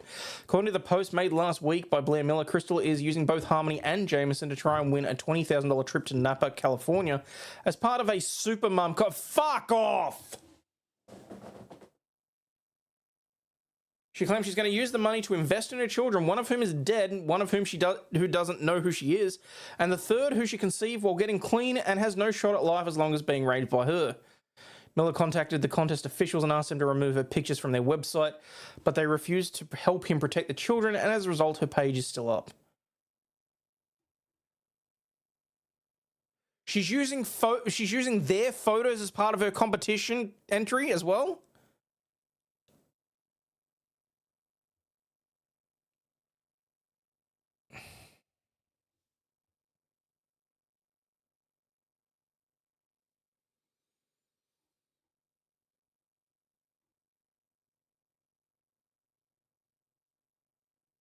We won't let Jameson be victimised again and again, nor his sister Harmony should be the basis of a profit, especially based on the tragic chain of events. Our job is to protect him. Our job is to teach honesty to our boys. We've tried many avenues to resolve this before addressing it publicly.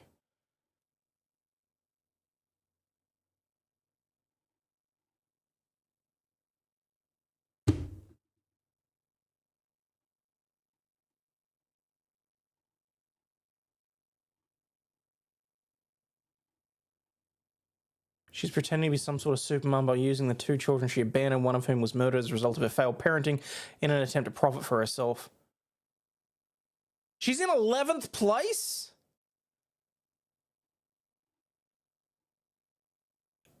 She fails to point out that oh my god. Her bio says that she has 3 children, one of whom was murdered and the youngest who has autism.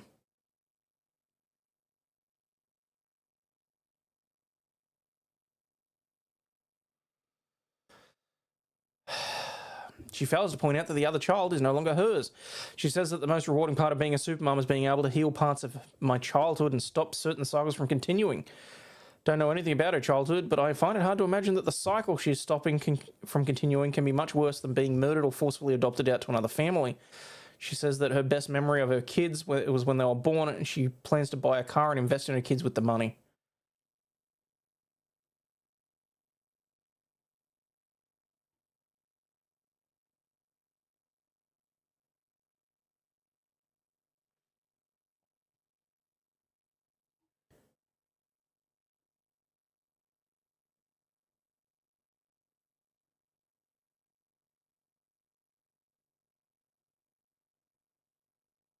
Still using Harmony's death for attention for herself by doing something she couldn't be bothered to do since the last time we saw her on FaceTime in 2019. Look for her remains. She recently... no fucking way. She recently posted videos of her and another woman walking through the woods for 5 minutes, hoping they'd randomly come across the skeletal remains of a 5-year-old so she can pretend that she's a good mother. Oh, I can't.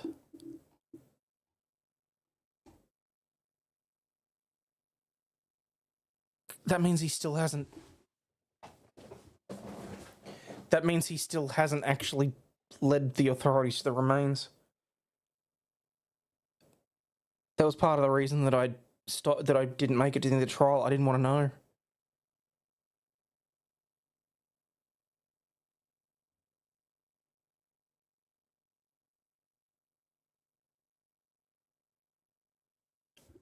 Fuck me sideways.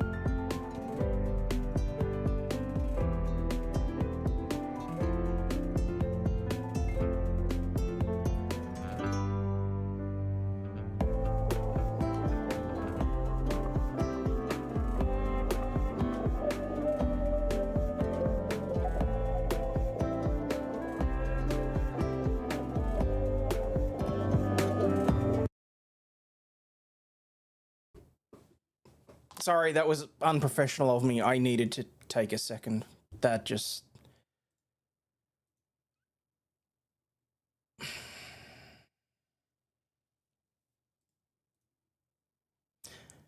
let's head over to the smoking gun and have a little bit of fun, shall we?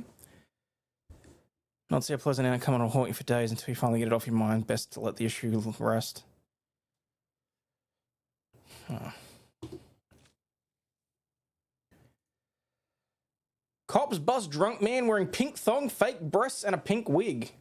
Sir, this is an Applebee's. A drunk man wearing... You know what? I think I might have actually covered this one already. Was that the 8th of April? Oh, well. Drunk man wearing a pink wig, fake breasts, and a pink thong was arrested Friday evening for causing a disturbance outside the chain restaurant where concerned diners had their eating good in the neighborhood disrupted.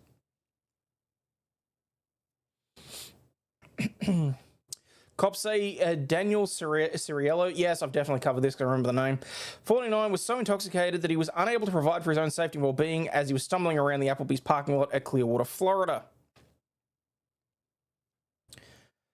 The extremely disorientated gentleman tried to enter a vehicle. Why did my brain just do that automatically? Because I didn't want to say his name.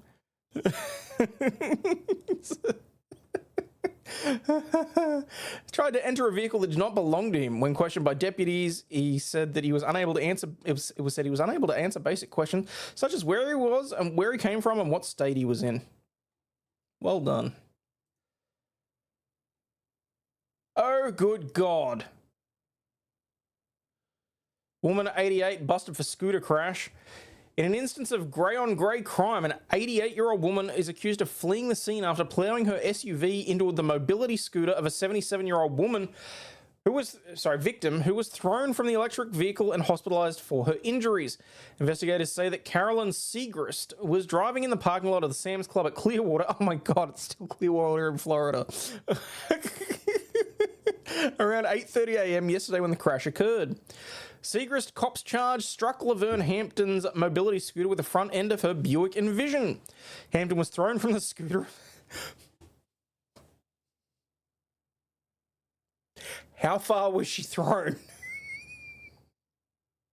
And was their tail light found at the scene?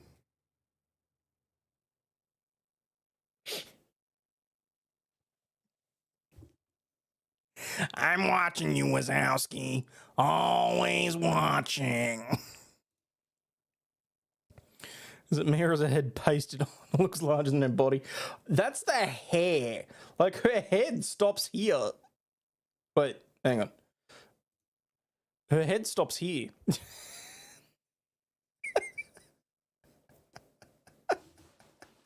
That was too soon. 200 feet, no tail light. There we go. And did she do a pirouette too? Just because there's vision in the name doesn't mean that the car can see for her. This is true. Segrist, seen it right, allegedly did not stop at the scene of the crash to render aid or exchange information. Court records. I'm sorry, but when you're 88 and 77, what information are you exchanging? Because it's sure as shit not insurance. Do you use Bengay? They were racing and she couldn't handle losing to an electric scooter.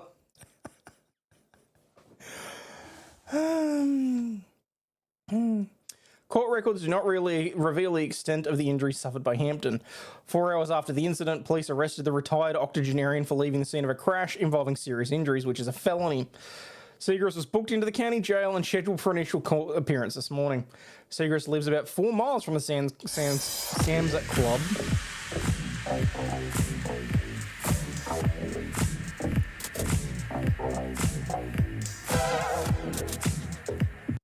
In a condominium she purchased with her husband in 87. In 2023, she pled guilty to careless driving that resulted in a crash. She was fined $166 for that traffic infraction. She thought it was a speed bump. I mean, with that forehead, yeah, maybe. Oh, no. Oh, come on. Brother 38 catches illegal ricochet. In the course of a child CP probe targeting his younger brother, an upstate New York man has caught a legal ricochet shot when investigators discovered videos showing him engaging in sexual acts with animals, including a cow. One's into kids, the other one's into bestiality. Holy shit, mum must be proud.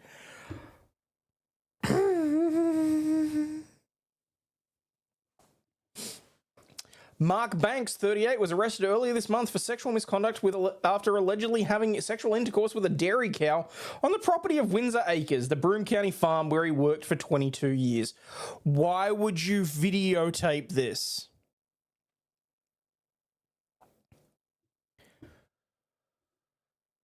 New York State police police investigation originally focused on Banks' brother, Christopher, 37, for acts for possessing CP that was transmitted online. When police executed a search warrant at his residence, which he apparently shares with his sibling, they scooped up an assortment of electronic equipment. A review of the seized materials resulted in the filing of a felony charge against Christopher for possessing CP. A school cafeteria employee, he was immediately fired by the local school district.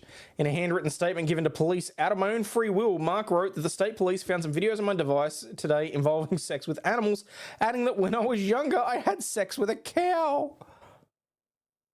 Well, no, of course the cow couldn't consent. The cow was under the age.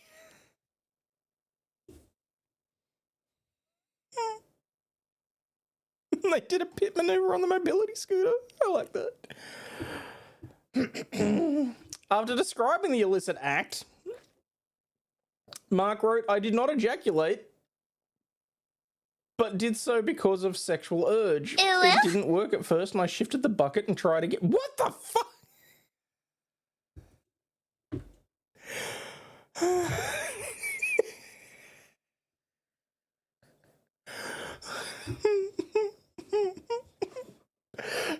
This did not happen again after that. Oh my god, please tell me they've got a copy of the note. The Banks brothers are due in town court Thursday morning to answer the criminal charges. A Class A misdemeanor Mark faces the Class A misdemeanor that Mark faces carries a maximum 1-year jail term. If convicted on the CP, Christopher faces up to 4 years in custody. Upon conviction, each of the charges carries an additional penalty of having to register as a sex offender. Moo?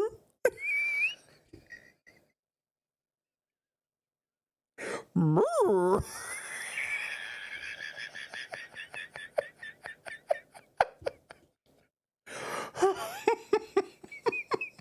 Oh my fucking god, I need the clip from City Slickers.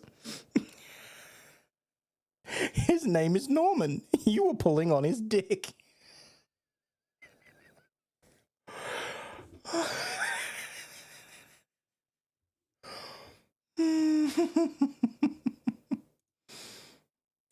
Oh my god, it's the note! Oh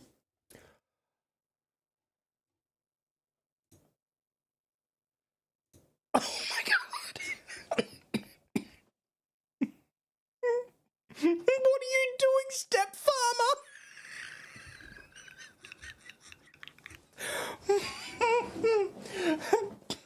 Be it known that by this information, investigator Jacob Genther, as the complainant herein, stationed at Birmingham BCI, accuses Mark G. Banks, the above-mentioned defendants, with having committed the misdemeanor of sexual misconduct. Person has sex with animal or dead human body? How is that not a separate thing? Oh yeah, it's just as degenerate to fuck a dead body as it is a cow. I'm sorry, what? Well, he said he didn't nut, Boosh, so I don't think he got the opportunity to.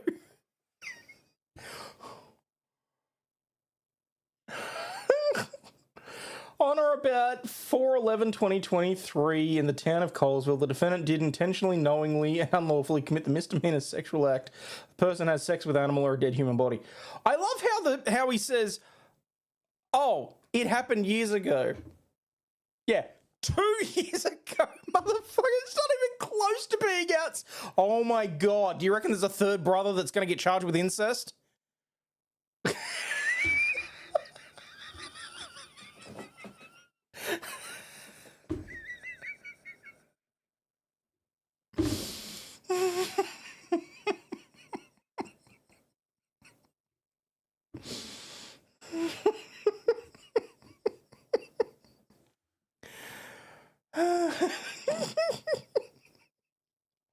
On the aforementioned date and time at 2906 State Route 79 in the town of Colesville, the defendant did have sexual intercourse with a dairy cow on the property of Windsor Acres, all contrary to the statute provided herein.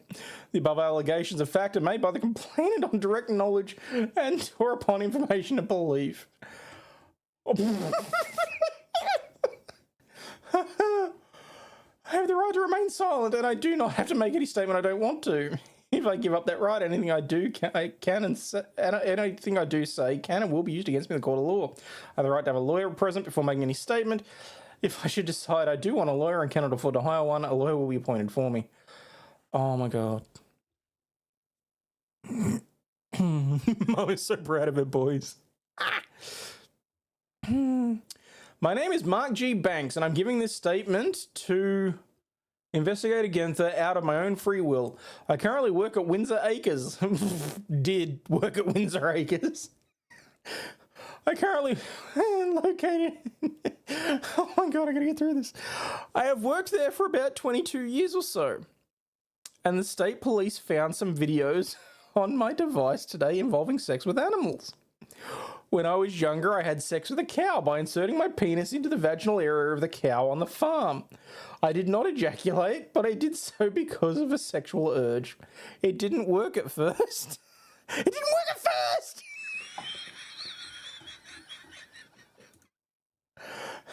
And I shifted the bucket and tried again. So technically that's 2 counts. This did not happen again after that. Holy shit balls. Cowpoke is also a verb, no? Apparently. Yes, they proved that he fucked the cow because he filmed it. Makes you wonder what the mum... that the mama is around when her kids... What? Makes you wonder what the mum is around while her kids are in cows and with CP. I know, right? I love that they redacted the face of the cow in the photo. Yeah, exactly. He's got cow sex and attempted cow sex. Yeah, it's pretty rude of him to call the cow the bucket, you know? Like, for God's sakes. Oh, all right, what else we got? Man offers vodka spritz to Florida deputies after a chase. A Florida man's facing charges after he offered Highland County deputies an alcoholic beverage during a bizarre pursuit.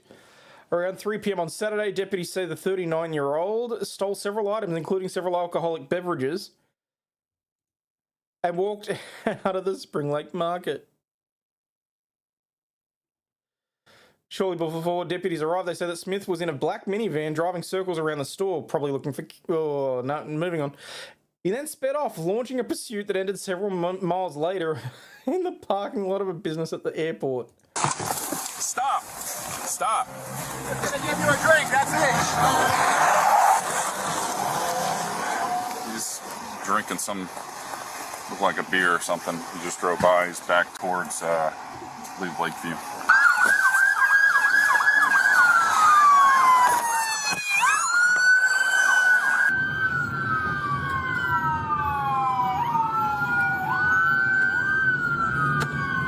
Show me your hands now! Get on the ground now! Get on the ground now! Get on the ground! Get on the ground now! Put your hands behind your back! A lot of stupid right now. You guys had fun though, right? Oh, that was totally worth it.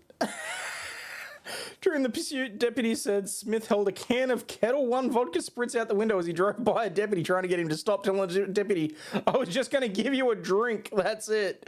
Smith then attempted to ram 2 patrol vehicles in the midst of getting all 4 tyres flattened by spike strips. Smith was eventually tased and charged with 2 counts of aggravated assault on a law enforcement officer, battery on a law enforcement officer, 2 counts of resisting arrest, DUI, refusal to submit to a test, and petty theft.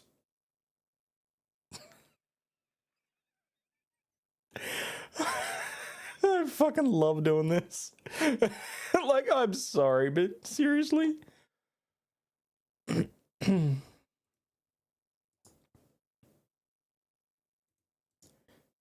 Sorry, 1 second.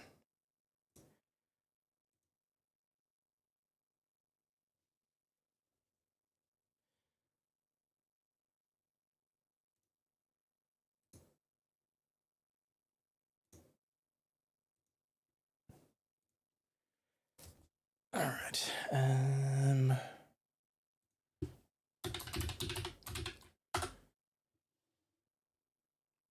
Hey, Jay.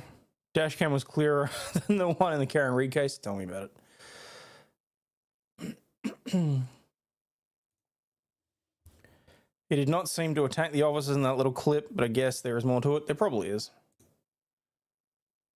I mean, isn't there always? Hang on, I need... There we go.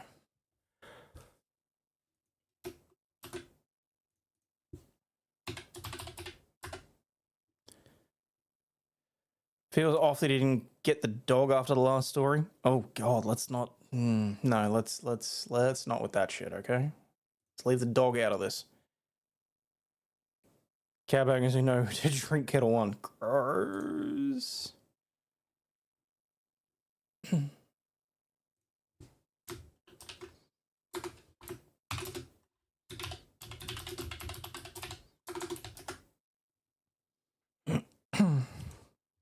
Battered officer was on the ground after the taser.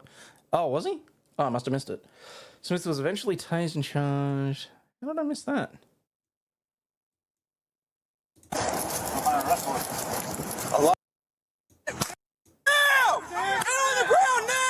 Oh, okay, because it's because he ran into them. Get on the ground now! Put your hands behind your back! Yeah, that'll do it. Hey, what's this?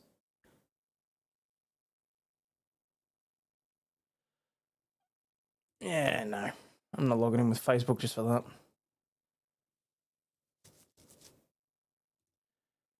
Dog treated with... What? Dog treated with plague? New Mexico has its first reported case of the plague in 2025. It was reported in the New Mexico Department of Health on Friday. Yikes.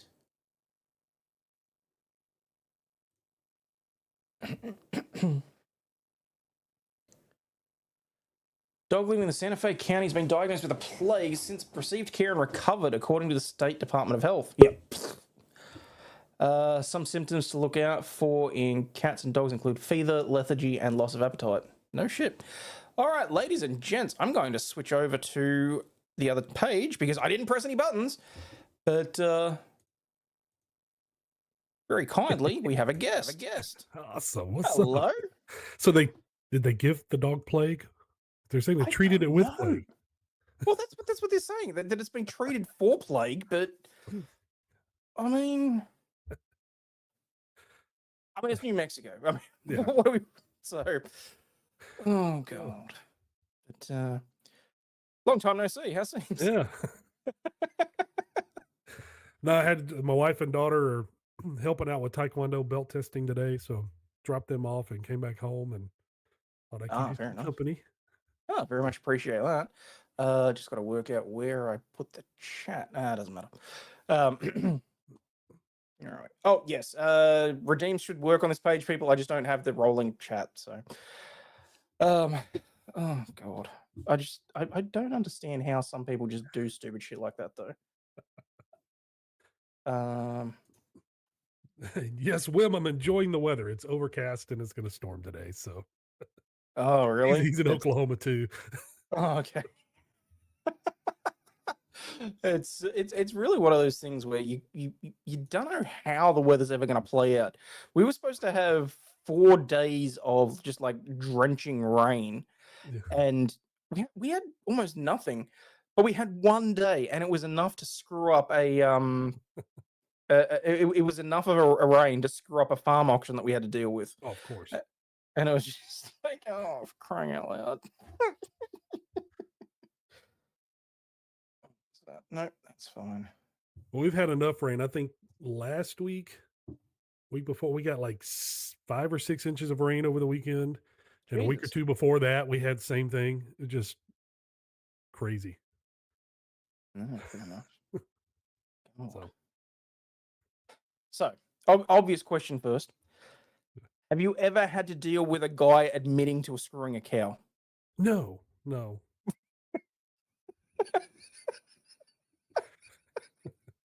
Just thought I'd throw that out there just for the sake of it. I can't. But you picked up on the same thing I did. I can't believe that statute covers both the cow and a dead body. It's just a Class A misdemeanor. 1 year for screwing a cow or a dead body. Like, and I'm still surprised. Yeah, look, I suppose there's some weird shit that goes on out there, but at the same time, I'd be like, Probably get 30 days in Iowa or something, you know? pat on the back and an instructional video. They don't admit to it in Oklahoma. Well, you know. Oh, God. What else we got in the headlines? Their mom must be so proud of them. I know, right? That's what I said. Imagine if there was a third or fourth. I was trying to run through my head what the other potential crimes that would fit into that category would be. And I was like, oh, hang on. What's this? Teen arrested for allegedly poisoning his mother's milk with bleach. Oh, Jesus. Nope, I thought that was going to be funnier. The headline was teen arrested for giving his 77-year-old mother a Trump-recommended COVID-19 remedy. Did not expect that. We found your DNA inside the cow. Wasn't me.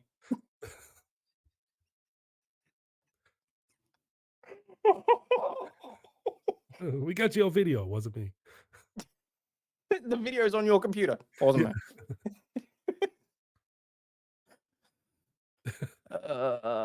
McAllister man has pled guilty to theft of government property from Army ammunition plant. Oh, yeah, that's Oklahoma. Yeah. Entered a guilty plea to 2 counts of theft of government property. According to the indictment on July 22, the 38-year-old stole property from the ammunition plant valued at over $1,000. So what? 2 clips? Yeah, there's a big ammunition depot down there. So okay. Yeah. Oh, hang on, what's this? It's better than some of the other stories that have come out of that area the last couple of years. So Jill, thank you very much for the super chat. She said, if the hubby is bragging to mates about screwing the old cow, should I be worried? I think you'll be fine.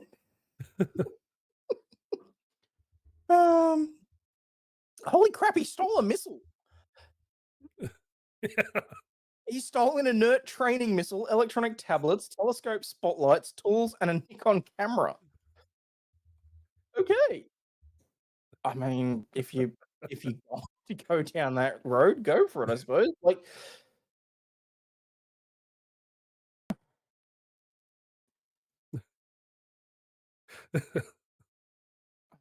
Brett Ketchell's like probably the smallest penis that dairy cow ever had. Well, I mean, it could be the biggest. Who knows? I mean, it's a dairy cow. Dairy cow. So. At least once in its lifetime, it's had the real thing. Don't ask me how I know that, people. Just go with it. CDC reporting on an uptake of cases of whooping cough. No thanks. Oh,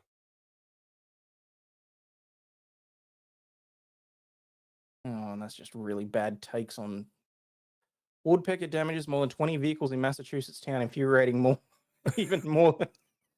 Okay, you know what? I'm looking at this. Hang on.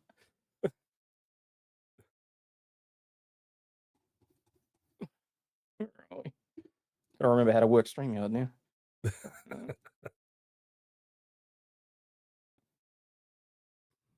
Woodpecker damages more than 20 vehicles in Massachusetts town. A woodpecker's ruffled feathers as he vandalized neighborhood cars. Appears to have fallen prey to an overzealous pelleted woodpecker that damaged more than 20 vehicles. For weeks, the locals have dealt with broken car windshields and side mirrors.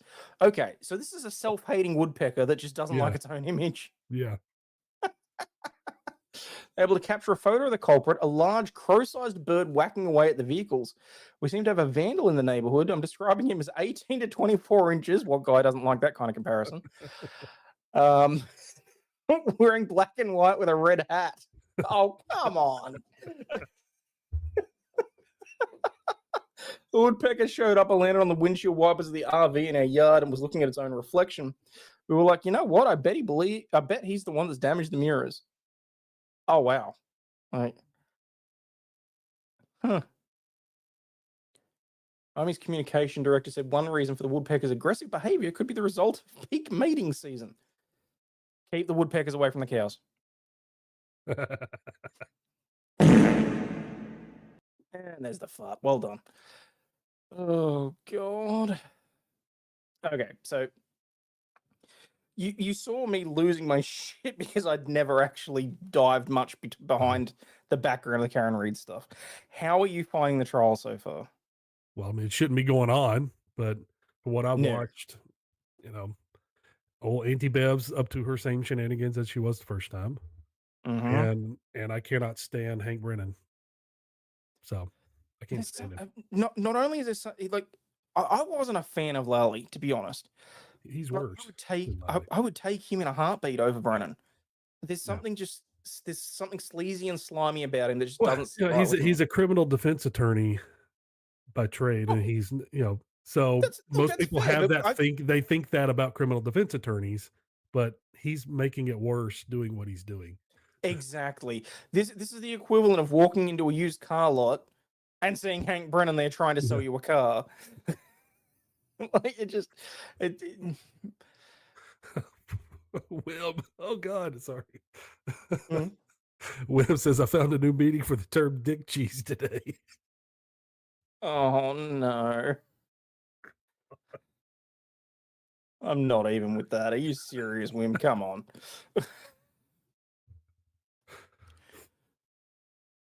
Brennan's more of a weasel. I do agree with you on that. Wank Brennan. Oh no.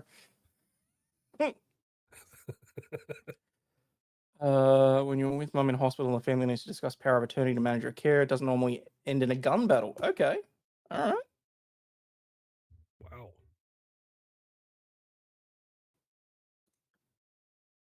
Domestic dispute involving firearm causes lockdown at hospital. Domestic dispute involving a man with a gun led to an hour-long lockdown on Tuesday at Fairview Southdale Hospital. Man pulled a gun inside the hospital but did not fire. The suspect then assaulted the patient and fled. Can only say that it's a domestic assault or a domestic dispute involving parties known to each other, and there was some type of physical altercation that took. Oh, boring. Yeah. I hate it when they do that. I'd much rather just, Clickbait. Exactly. So, but yeah, the whole thing with me finally learning about Catherine Peters or whatever her name is, like, had you seen the affidavit, like the one that was filed today or yesterday? No. Oh, this thing is insane. It was filed in Turtle Boy's case. Yeah. And basically, it's someone that knows Catherine Peters saying that she's allegedly been paid by the DA's office $1,500 a month to spread disinformation. Not surprised. No, honestly, that part I wasn't really surprised about. The interactions with Jen McCabe, though, is interesting. No, not surprised. She seems to be she's the damn puppet master right now. I mean, you look at all the ideas she's planted in everyone's head this whole time. Look, that's a fair call when you think about it. She's the puppet master. But do you think she was smart enough to pay for that couch in cash, or do you think she put it on a credit card? Probably cash. That's what I'm thinking. She's got a lot of connection to law enforcement. She knows better. They know how to cover their tracks. I mean, geez. Oh, she still didn't know how to not search for house long to die in the cold at 2 a.m, though. Well, she didn't understand quite how the phones work in Google Works. And she tried to delete the search and run it again later. Yeah. Search And again she later. probably assumed that her husband would be able to fix whatever the issues were with her phone after the fact, so. Wait, what's that? Oh, no. Oh, no. AI secretly helped write the California bar exam, sparking an uproar. Oh, my goodness. On Monday, the State Bar of California revealed that it used AI to develop a portion of the multiple choice questions on its February bar exam, causing outrage amongst law school faculty and test takers. The admission comes after weeks of complaints about technical problems and irregularities during the exam administration.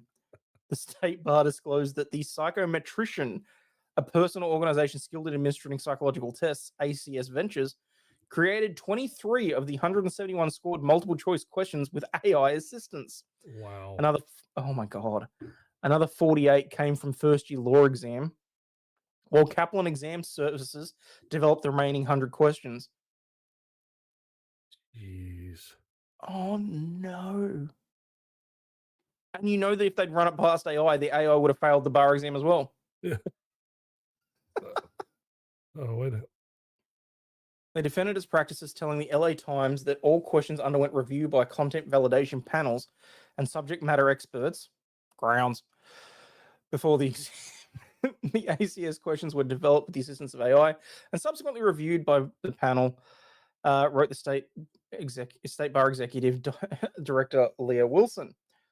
According to the LA Times, the revelations drawn strong criticism from several legal education experts. I wonder why.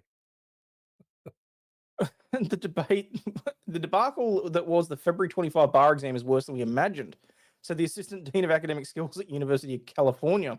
I'm speechless. Having the questions drafted by non-lawyers using artificial intelligence is just unbelievable. That's insanity. That's crazy. Katie Moran, associate professor at the University of San Francisco School of Law, who specializes in bar exam prep, called it a staggering admission. Well, I'm hoping there'd be a bunch of people that wouldn't get admitted on it, actually. She pointed out the same company that drafted AI-generated questions also evaluated and approved them for the... Oh, so we investigated the questions ourselves and found there was nothing wrong. Yeah, exactly. Switched from the National Conference Bar of Examiners multi-state bar exam to its own hybrid in-person remote testing model last year. Of course. They think they can do it better. While facing a $22 million deficit, it contracted with Kaplan Exam Services for $8.25 million to create test questions. So they're already running a deficit, but we're going to spend more money to do our own tests instead of using the national multi-state bar exam. We're going to outsource it. We're going to make things run smoother. We're going to spend. We're going to spend bar dues basically, and it's not even going to be handled by lawyers. Yeah. We're going to let AI handle it. Well, it's not even that it was just AI. It was literally that people without legal backgrounds were the ones feeding it into the AI. That just blows my mind, honestly. It's California. State Bar plans to ask the California Supreme Court to adjust test scores for the bar exam takers, but has resisted returning to the National Conference of Bar Exam for July, citing test security concerns with remote testing options. Well, then why are you doing remote testing? Exactly. Why would you still be doing remote testing? Bring your happy ass down to the damn testing center and do it in person. Exactly. Bring your 2B grey lead and do what you need to. That's not okay. That's some BS. And how are they going to adjust the test scores? Are they just going to increase it by how many questions? Just give everybody those questions correct, make them correct? I mean, I think the only way that they'd be able to do it would be to completely carve out the 23 tests, the 23 questions, and then say, okay, well, you got this percentage based on the entirety of it. Now that there's 23 less questions, and do it percentage-wise. But even then, I don't think that's accurate or fair because what if you got answers? What if you got the answers? Well, if you got all 23 of those right, now we got to. So maybe some people got them all right. Exactly. And then what happens if they got a whole bunch of the other ones wrong, and they're like, "Oh no, now I failed. I'm not going to be a lawyer."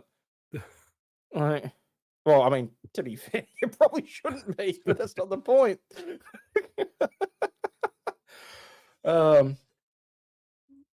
Naked man arrested for breaking into cram school. Only in Japan. Mm.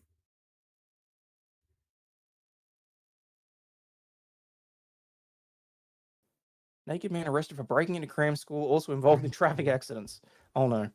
A naked man arrested on suspicion of breaking into a cram school in Soga City, Saitama Prefecture on Monday night is also suspected of being involved in a number of traffic accidents in which one person was killed and 6 people were injured. Holy crap. Police said the suspect was identified as a 48-year-old whose address and occupation remain unknown. Police said told a news conference that they are investigating his involvement in the fatal hit and run, theft of a taxi, and 3 additional incidents that occurred before he broke into the cram school. You don't expect this sort of shit to come out of Japan. No, it's Japan. I mean, Asian drivers, but you know. Well, I mean, for a split second there, I was like, hang on, did Johnny Smiley break out of jail? Is it like... According to police, there were multiple reports of a completely naked man with tattoos stealing a vehicle in the city and causing a hit-and-run accident in which a man on a motorcycle was killed. Oh, damn. At around 9 p.m., Nishimura reportedly stole a taxi. The male driver in his 60s had 2 passengers in the back seat. When the taxi stopped at an intersection, he dragged the driver out of the vehicle while yelling, "I'll kill you," and assaulted him. Then stole the taxi with the passengers inside and presumably charged a much higher fee. Probably did. The taxi crashed outside the cram school. Nishimura, still naked, entered the cram school at around 9:30 p.m. When a school official called out to him, he punched him in the right side of the head without saying a word.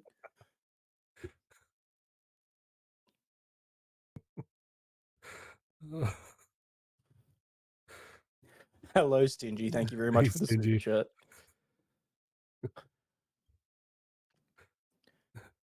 Police were called and he was taken into custody. He's neither confirmed nor denied the allegations and quoted him as saying, "It would be bad if I told you that."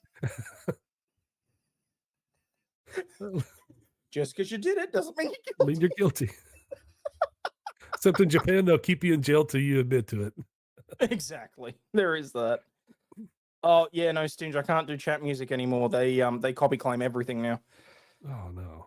Which I think is honestly ridiculous, given that, you know, it's AI generated. So I don't know that they've really got they don't really have a leg to stand on there.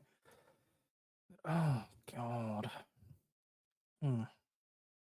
So how's things been going? What have you been doing aside from, like, I am so out of practice with this shit. I'll be perfectly honest. Oh, well, I haven't been streaming up very consistently at all.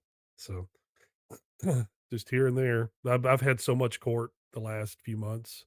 I mean, I was in court 4 days this week. Oh, and damn. a couple of I want to say 3 of those days was probably over 1,000 miles of driving in 3 of those days combined. Ooh, so damn. I feel your pain. One of those was 500-mile day round trip. Oh, so okay. Yeah. So it's not often someone can outdo me on the driving, but yeah, that sucks. Was that just because you had someone on the other side of the state that you were representing, or what? We cover every county in the state. So yeah, sometimes we have stuff in the far corners of the state, and just gotta do it. Gotta do what you're gonna do, I suppose. Damn. Yep. Yeah. So it's been fun. So then I get home, it's like, well, I'm too tired to do anything. I think Monday night I actually did stream, and I had my 500-mile day the next day. So oh, yeah, okay. That's. I do plan to stream tonight. I'm probably just going to do games. I played the Oblivion remaster Thursday. Oh, how's that planning out? Looks awesome. Good. Okay, that's looks good. really good. So I wasn't sure how that was going to plan out. I'm not quite sure why. I mean, obviously, the first reason why everyone was talking about it online was because apparently it just looks awesome when you spank the ass of that fire demon. But it looks. Haven't gotten to that part yet, but yet. That's all right. But yeah, the graphics are amazing. I've been waiting on them to do this because they had Skyrim and they had the anniversary edition and did all that with Skyrim, but Oblivion I've been waiting on, because that one was, I think, was better than Skyrim. Well, yeah, I mean, and it's kind of like Skyrim and GTA 5. They just sort of flogged it across all different platforms, and yes, you can play it however you want to, but eventually it's sort of like it all blends together as irrespective of how many playthroughs you do. Yeah. And no, I can completely understand wanting to. Now the mods for Skyrim, the modding of it made a big difference when they had a lot of stuff you could do. I don't know how much there is available for Oblivion yet, but I think it took 3 hours for someone to have some sort of like NSFW mod released. That doesn't shock me. And it's not much. It's like something on a sword. It was pretty simple, but it didn't take very long. 3 hours. That's all right. But yeah, Oblivion I think was better. And you had the voice acting. I mean, you had Patrick Stewart, Sean Bean. You got some big names doing the voice acting on it. So okay. And presumably they got a hold of the original raw files for that. They would have had that sitting around in the archives somewhere. So that's from what I understand, the base, like the underlying, like the skeleton of it is pretty much the same. They just redone it in Unreal Engine 5 graphically. So it's the same, like the intro when you meet the Emperor, which is Patrick Stewart's character. I mean, it's the same. I mean, it's his voice. Everything's the same. It just looks completely different. Oh, so it's literally they've kept the original. It's essentially audio the tracks, same it's just game. Yeah. They've just made it pretty. See, when they do a true proper when they do it justice like that, that actually really makes me happy. Yeah. Yeah, it's the same thing. So I mean, people the other night were like, "Is this Patrick Stewart?" I'm like, "Yes, it is." I think Meme Copium didn't play Oblivion, and he was saying, "Is that Patrick Stewart?" It's like, "Yeah, you haven't played this? No." Well, he's got it now. Just a baby 20 years ago. God, but see, and that makes me think of like back before LucasArts got rammed up the backside and that sort of thing. I mean, I loved the Jedi Knight series. Yes. Jedi Academy, because it was, I love that game. It was so like adaptable, and you could mod it 8 ways from Sunday. I want to remaster. I've been telling my wife that, and my brother say I want a remaster of Jedi Academy and Jedi Outcast. Yeah, and because I think they released an updated version for the Switch, and I was like, this is not the same thing. I want this on the PC. I want it done with better graphics, and just I would lose days if they did that. But it's Disney, so they're not going to do it. Exactly. It's considered non-canon now. It's yeah. I'm still resisting. I never actually bothered watching of the sequel trilogy. I haven't seen like the second or third film, and I keep seeing bits and pieces of it, and I'm just like, no. Yeah. No. I've watched them. I've watched all 3 of those, and they shouldn't exist. But after the first one was the best one of the 3, The Force Awakens, and then they completely changed. Everyone thought Finn's going to be the next Jedi. Yep. And that was the role that he should have went. And they completely screwed it up and went with Mary Sue and just ruined the sequel trilogy. Yeah, he definitely should have. They just made him some little side character, comic relief at times, and it's just not right. So yeah, and then he's the one coming out after the fact saying, "Oh, we weren't ready for having, strong male black characters and all that." Everyone sort of shit. we were expecting it. Exactly. It's like you grabbed the lightsaber and you held the lightsaber. It takes some force use because the lightsaber, you use the force when you use the lightsaber. So, and it would have actually made sense. Hang on, what's this? Florida woman called most manipulative person by a judge after conviction for killing $30 million lottery winner speaks out from behind bars, and she's still making excuses. Winning the lottery is everyone's dream come true, but for a Lakeland, Florida man, it spelled his demise. Abraham Shakespeare went from a day laborer who never finished school to a multimillionaire overnight when he won $30 million in 2006. But to be fair, see, this is what I've never understood. We don't have windfall gain tax here. So our lottery almost never gets that high. Yeah. But if it does, we see all of it. Like, out of 30 million, he would have seen what? Florida doesn't have state income tax. So it would just be okay. the feds would get a cut of it. Now, I don't know if they have a lottery tax or not. I don't think. I think it should be, they don't have a state income tax. So. Okay. Yeah. Within 4 years, his body would be found buried under a concrete slab, probably right next to Chloe Albert. Ooh, too soon for that. And 2020 Unlucky Numbers, airing on ABC in April 18, takes a deep dive into the tragedy. Oh, so this is a puff piece for a TV show. Doris D.D. Moore, a bleach blonde business owner with a criminal record, was sentenced to life without parole for his murder. She befriended him with the offer of writing a book about his rags to riches story, and then killed him when she realized he'd already spent it all. On what, the second day? Like, it's not going to take you long to realize that he doesn't have the money in the bank. Okay. Moore, however, maintains her innocence to this day. When Shakespeare hit the jackpot. Hang on, is that seriously? His name's Abraham Shakespeare.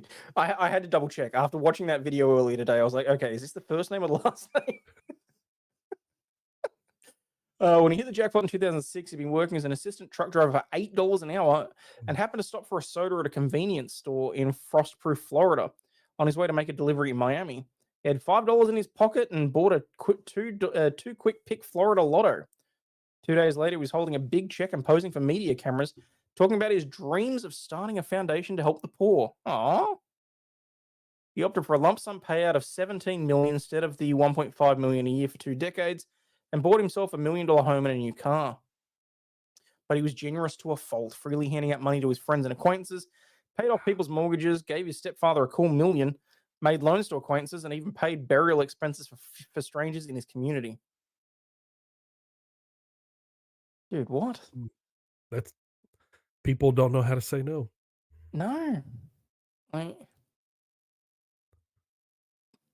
That's the first thing you have to learn. That's the first word you need to learn as a lotto winner is the word no. Absolutely. 17 mil. You put that in the bank at a half decent interest rate, and you live on the interest. Mm-hmm. Abraham Shakespeare was so generous with his money that he was known for paying for rent, groceries, funerals, and anything that anybody needed. Dude was balling and he was enjoying it. Yep. In November of 2009, he suddenly vanished. A cousin who hadn't seen him in months reported him missing after he called and asked for money, and the police launched an investigation. But with so many complicated financial dealings and people owing him money, investigators didn't know if he was dead or simply took off to lie low for a while. Oh my God. Imagine being that kind and giving away that much money that police don't know if someone you've given money to killed you or not. Like, or just not knowing. I mean, the thing is, it's not like he was going to be like demanding it back. No, exactly. I doubt that he would have been doing that. So, breaking the case came after detectives obtained his phone records and saw a drastic change in phone activity. After April 9, he had contact with just one person, Doris D.D. Moore, the owner of a nurse staffing company, who befriended him by giving him financial advice and offering to write a book about his life. Lesson learned, people. Random chick shows up and says, "Hey, I'll write a book about you." Mm-hmm. Unless it's Megan Fox, say no.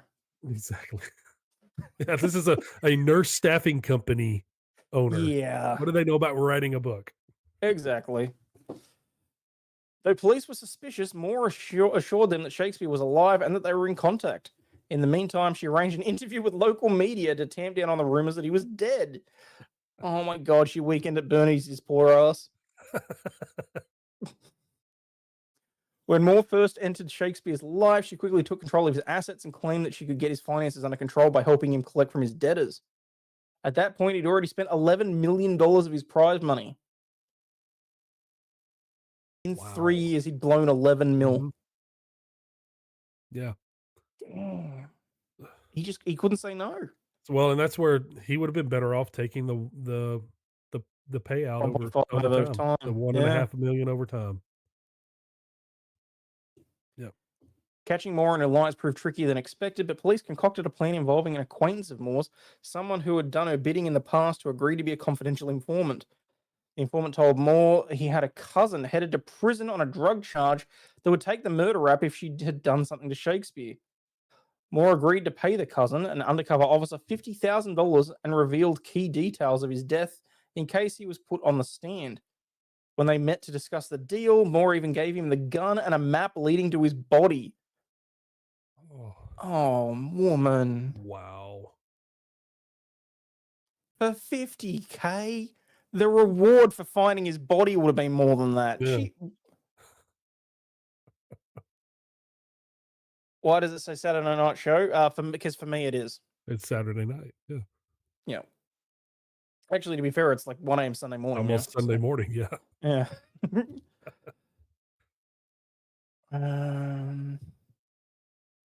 Throughout the exchange, she maintained she was innocent and he was shot by drug dealers. Is she the drug dealer? Not long after Dee Dee meets with the man who she believes will take the rap for killing Abe Shakespeare, she's driving along this road with Greg Smith, heading to a property she owns on the outskirts of Lakeland.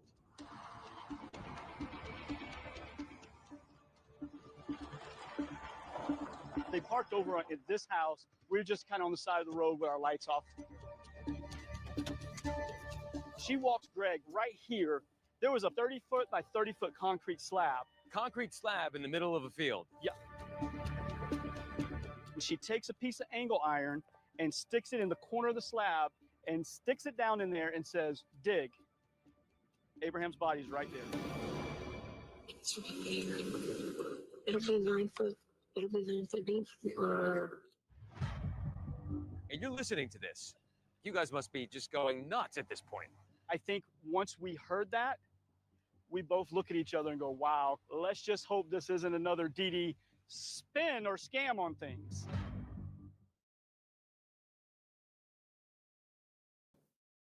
Thoughts? Holy cow, woman! And she was supposed to be the one smart enough to be dealing with his finances? It's almost like I'm disappointed that she didn't do better. In 2010, using the map provided by Moore, they found his body buried behind a Plant City home that Moore owned. He had been shot twice in the chest, and his grave was covered by a concrete slab. During the trial, her manipulation continued as she pointed the finger at 5 other people responsible for his murder, including her own son and a drug dealer named Ronald, according to the Tampa Bay Times.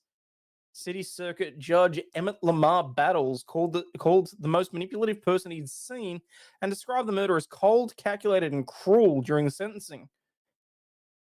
She was found guilty and given life without parole. Through the years, she's continued to file motions for post-conviction relief. Good freaking luck. Claiming she had ineffective counsel during her trial but remains incarcerated. In 2020, lucky numbers, Moore spoke out from behind bars. It was wrong, she said in the exclusive interview from prison. There was no reason for him to pass away over money, but for them to lie in public and say that they took his money. The whole situation was so stupid. No, sweetheart, what's stupid is you're even still trying to get away with that. I mean, she might have gotten away with it.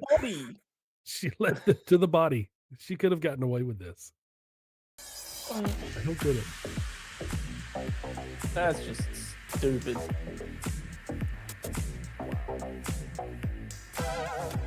God. Oh, that's what you want to read. New Army fitness test will no longer involve ball handling.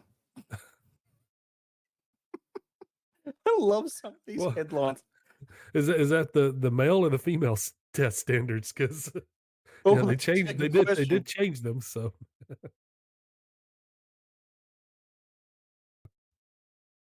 Ooh, higher standards for combat arms. Okay. The Army is set to make sweeping changes to its fitness test according to an internal memo obtained by military.com. The overhaul includes a rebranding of the test, the elimination of the most criticized event, and the introduction of new performance standards for soldiers in combat roles. The test will no longer be the Army Combat Fitness Test and will simply be the Army Fitness Test. It's unclear why the service moved to take out the word combat. Yeah, hopefully that means sure that that everyone everyone's... has to do it the same. I mean, it's just if you can pass the same standard as everybody else, then Yeah. A gender-neutral standard for fitness has been the policy priority of Defense Secretary Pete Hegseth, who has frequently disparaged women in the service, or classy, who serve in combat roles. I'm not sure I'm okay with how they've worded that. Hegseth has directed a review of the fitness standards across all services. We need to have the same standard, male or female, in our combat roles, he said, declared in the video. Yeah. If you're in combat roles, everybody should be the same. So. Soon we'll have nothing but the highest and equal standards for men and women in combat. The memo obtained by military.com leaves out cannon crew members, soldiers who operate howitzers, and are tasked with lifting and loading heavy artillery ammunition. It's unclear whether or not this was an oversight or a typo.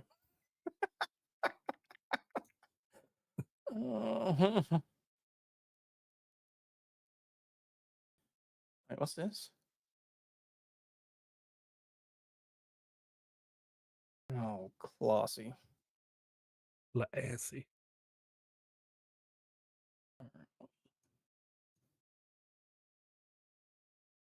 Florida man arrested after allegedly attacking 11-year-old girl. Tampa man was arrested after he allegedly attacked an 11-year-old he believed was throwing eggs at his apartment. Jeez. The sheriff's office said deputies went to the Allison Park Place on Saturday, April 19, around noon for a report that a man was assaulting a kid. Jesus. Marius Moo 243 told deputies that for the past week, someone had been throwing eggs at his apartment. They said that when it happened again on Saturday, he saw the 11-year-old walking nearby and assumed it was her. You piece of shit. Oh.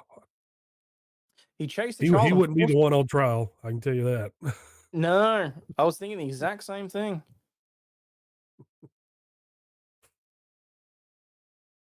Is it going to play or not?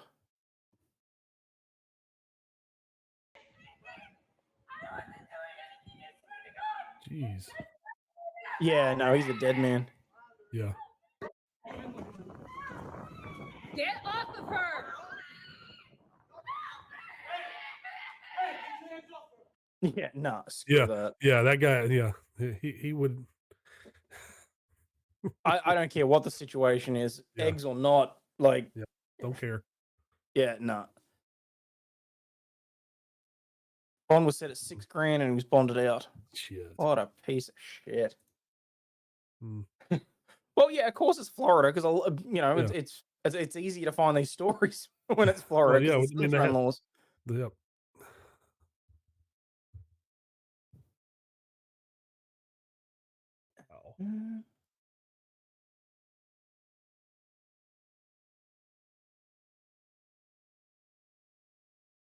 Wait, what? The USS Yorktown was sunk while being towed for repairs? Discovered to contain a car. Oh, I'm like, what? Isn't that like historical? Discovered to contain a car on the hangar deck. Oh, I saw that. There's like a vintage car that was that they found in the wreck. Wow. People are like, why is there a car on this boat? Oh, I don't know. Maybe it was important to somebody. Who knows? Who cares? Oh, I don't like this. After having sex in the Senate, he bought a one-way ticket to South Africa where he met a girl from New Zealand and moved to Australia where he hopes to open a pigeon something.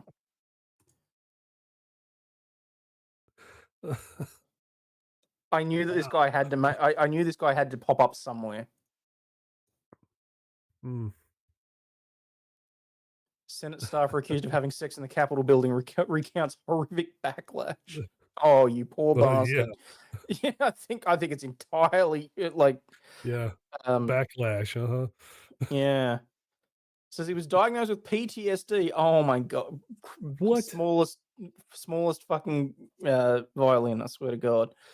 Spent time in a mental health institution after a video of him allegedly having sex in the Senate hearing room leaked. The US staffer was allegedly filmed having sex in the hearing room, speaking out on his own terms for the first time since the scandal broke. Dubbed the Senate twink. Oh, and of course he's moved to Sydney. Of course. Yeah. Well, he went to New Zealand and then to Australia. So he could sneak into Australia. Classy. He was 24 when the video leaked in Swam December of across the 23. Probably. Recently told gay Sydney News.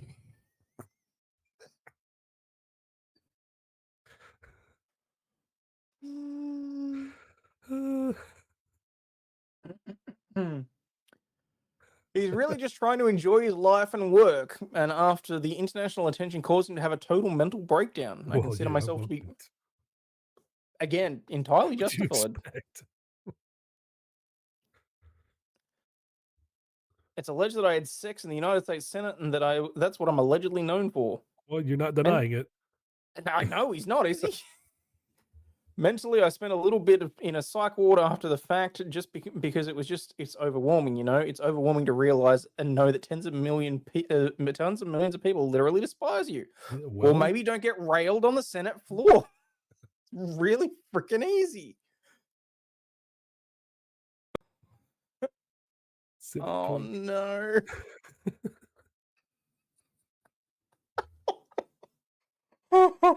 Looks about what I would expect. I should clarify, I'm in no way being like rude or oh God, it's 1 a.m. My brain is not working. I'm not trying to be denigrating to disparaging. Thank you. I'm not putting to gay people, okay? No. This is purely that this guy did the wrong thing in the wrong place. Yeah. Same as what we were talking about earlier with the booing at the Anzac Day ceremony, okay? I don't care about this guy's sexual preference. No. I care about the fact that I have unfortunately seen a photo of this guy's back while he gets railed in the middle of the Senate. I care.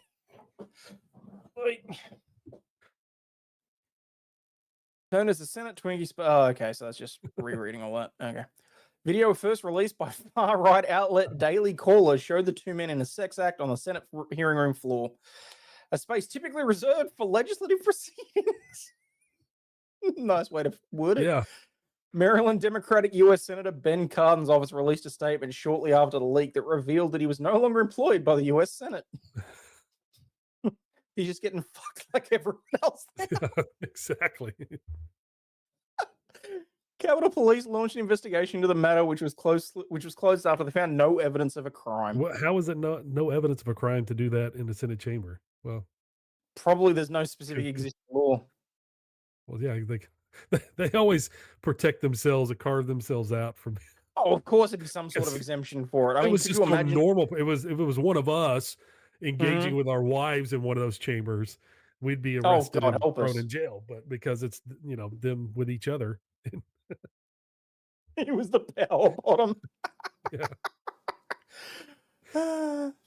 He said it became a catatonic mess when the video went public and that he was unable to find work because everyone in DC knew me.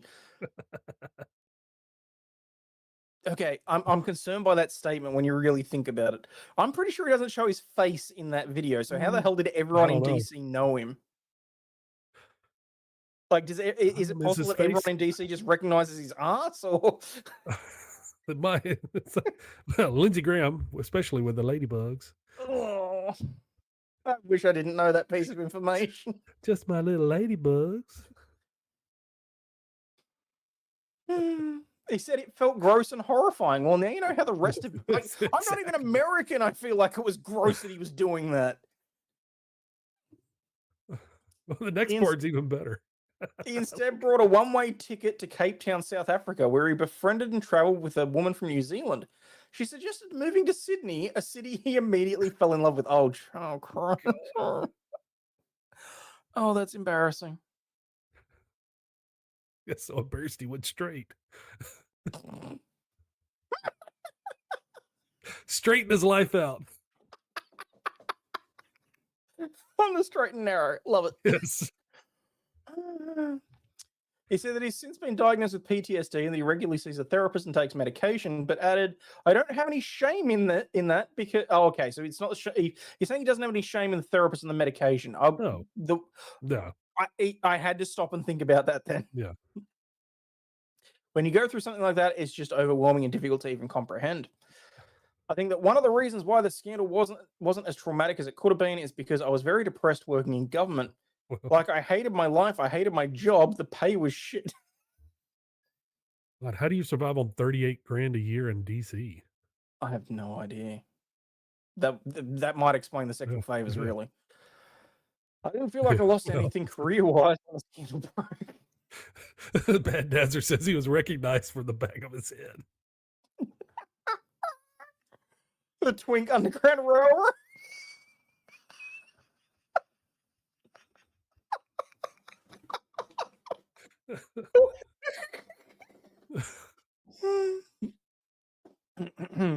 My dream in life is to open a pigeon sanctuary.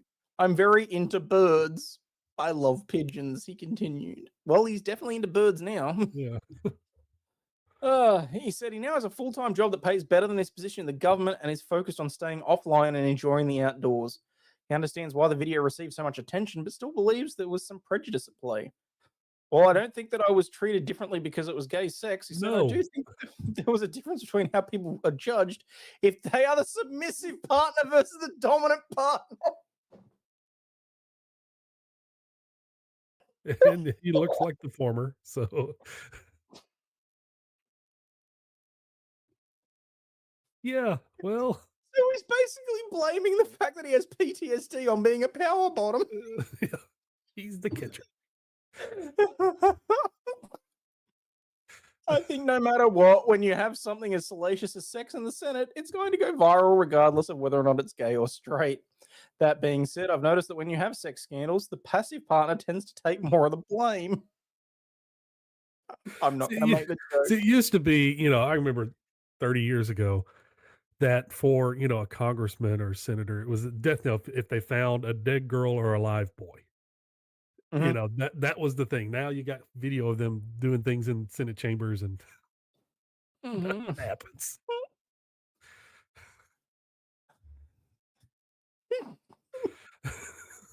The passive partner just to take more of the blame. The catcher cops it more. Which is why I got all these death threats, hatred, and the guy who was the top didn't. It could also be because no one really recognized. We don't know who we don't know who the other one was. Exactly. I'm terrified that there are actual recommended stories for those sorts of things, but anyway. And now your algorithm is completely trash. Oh, there's a reason that I open all these in a private tab. I don't want any history of that. It's not gonna stop it. I know.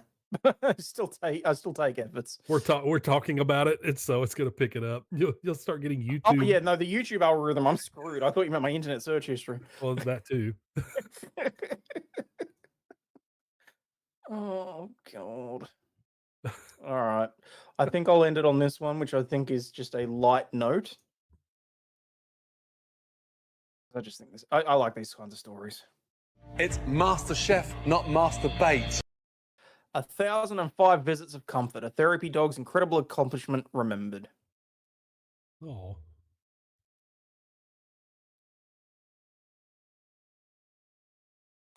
An Olympic therapy dog.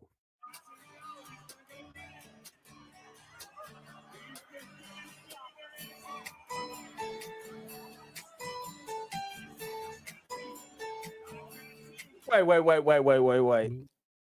Why do Olympic athletes get dogs to help keep them calm? They're under a lot of stress. I know, but... All right, now I'm taking my dog to work. I know. Jeff did. Bro. Okay.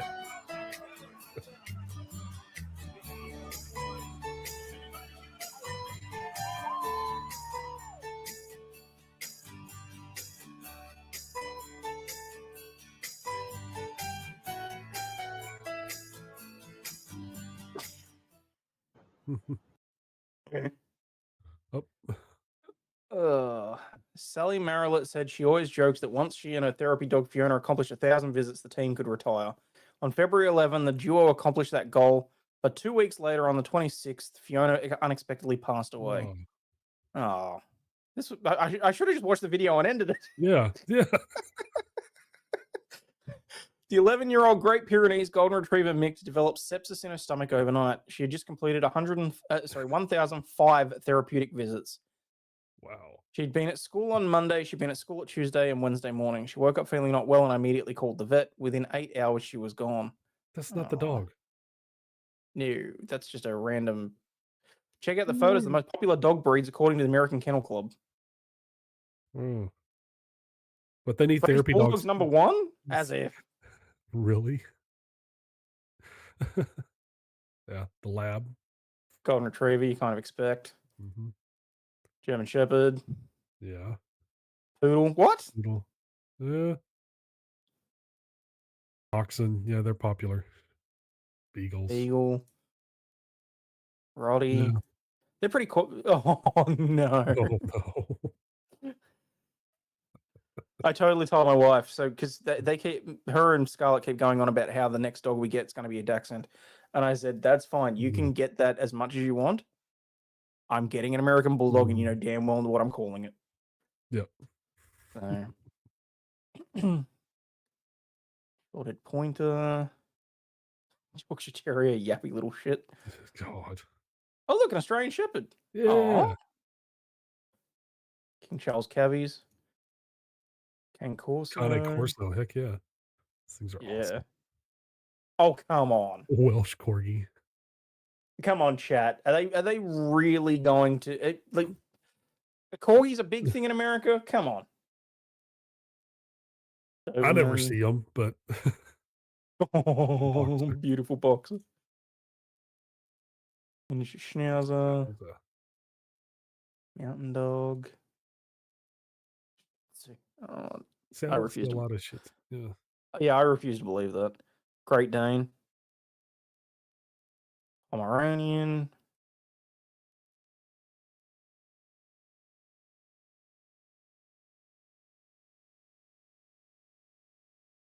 Oh. My wife wants to get a Shiba Inu. She wants to get. She wants a Doge. Doge.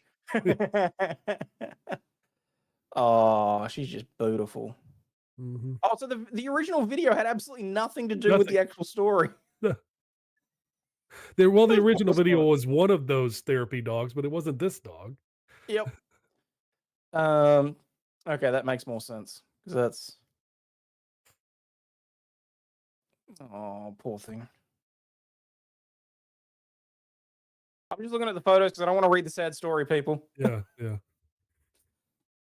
But no, because I've been meaning to, because I'm pretty sure she's the same breed. Yeah, Great Pyrenees. That where I did my law degree down on the southwest coast of Victoria, there's a town called Warrnambool, and just off the coast there, they've got an island that's the natural habitat for fairy penguins. Okay. What was happening was that at low tide, it was creating a land bridge between the mainland and this island, and dingoes were actually sneaking onto the island, killing the penguins. Okay. So what they did was, in order to protect the penguin population, they trained they trained 2 of these dogs, and they left them on the island as like protectors. Yeah. And there's they turned it into a movie, Oddball. I've been meaning to sit and watch it in Discord because it's a really good it's a really lovely story. Like, I actually got to meet because the original Oddball, I'm pretty sure, passed away, and they've replaced it with the next generation. Yeah. But I know I met at least 1 or 2 of the dogs, and they were just like some of the most lovable, adorable things. They're just that's a great idea. Oh yeah, no, it was brilliant. And it was just a random idea that someone came up with at the time. They're like, "Oh, what if we train a dog to look after them?" Yeah. And so they just found they basically went to the local farmers and said, "Okay, what are the best breeds for sheepdogs that don't attack birds?" And they just sort of, okay, well, we'll give this a go. So they've had the generations of these dogs on that island now for like the last 20 years or something. So that's great. But yeah. Anyway, all right, guys, I'm gonna head to bed. It's now 1 a.m. Yes, you need to get some sleep. So, MG, thank you so much for dropping Oh, by. that's great. My son's just in there. He's playing Mario Brothers on the living room TV. So he's like, "Can I play Nintendo?" I was like, "Yes, go play." Fair enough then. Yeah. But anyway, people, as always, please remember you're not a piece of shit. You have value and do contribute to society, especially for being here. And thank you to everyone that's hit the like button and double checked whether or not you subscribed. And I'll catch you all shortly. Cheers, peeps. And again, on your way out, please do me the favor of hit the like and subscribe button if you're so inclined. It costs nothing. It's absolutely free. And we'll be friends forever. Bye now.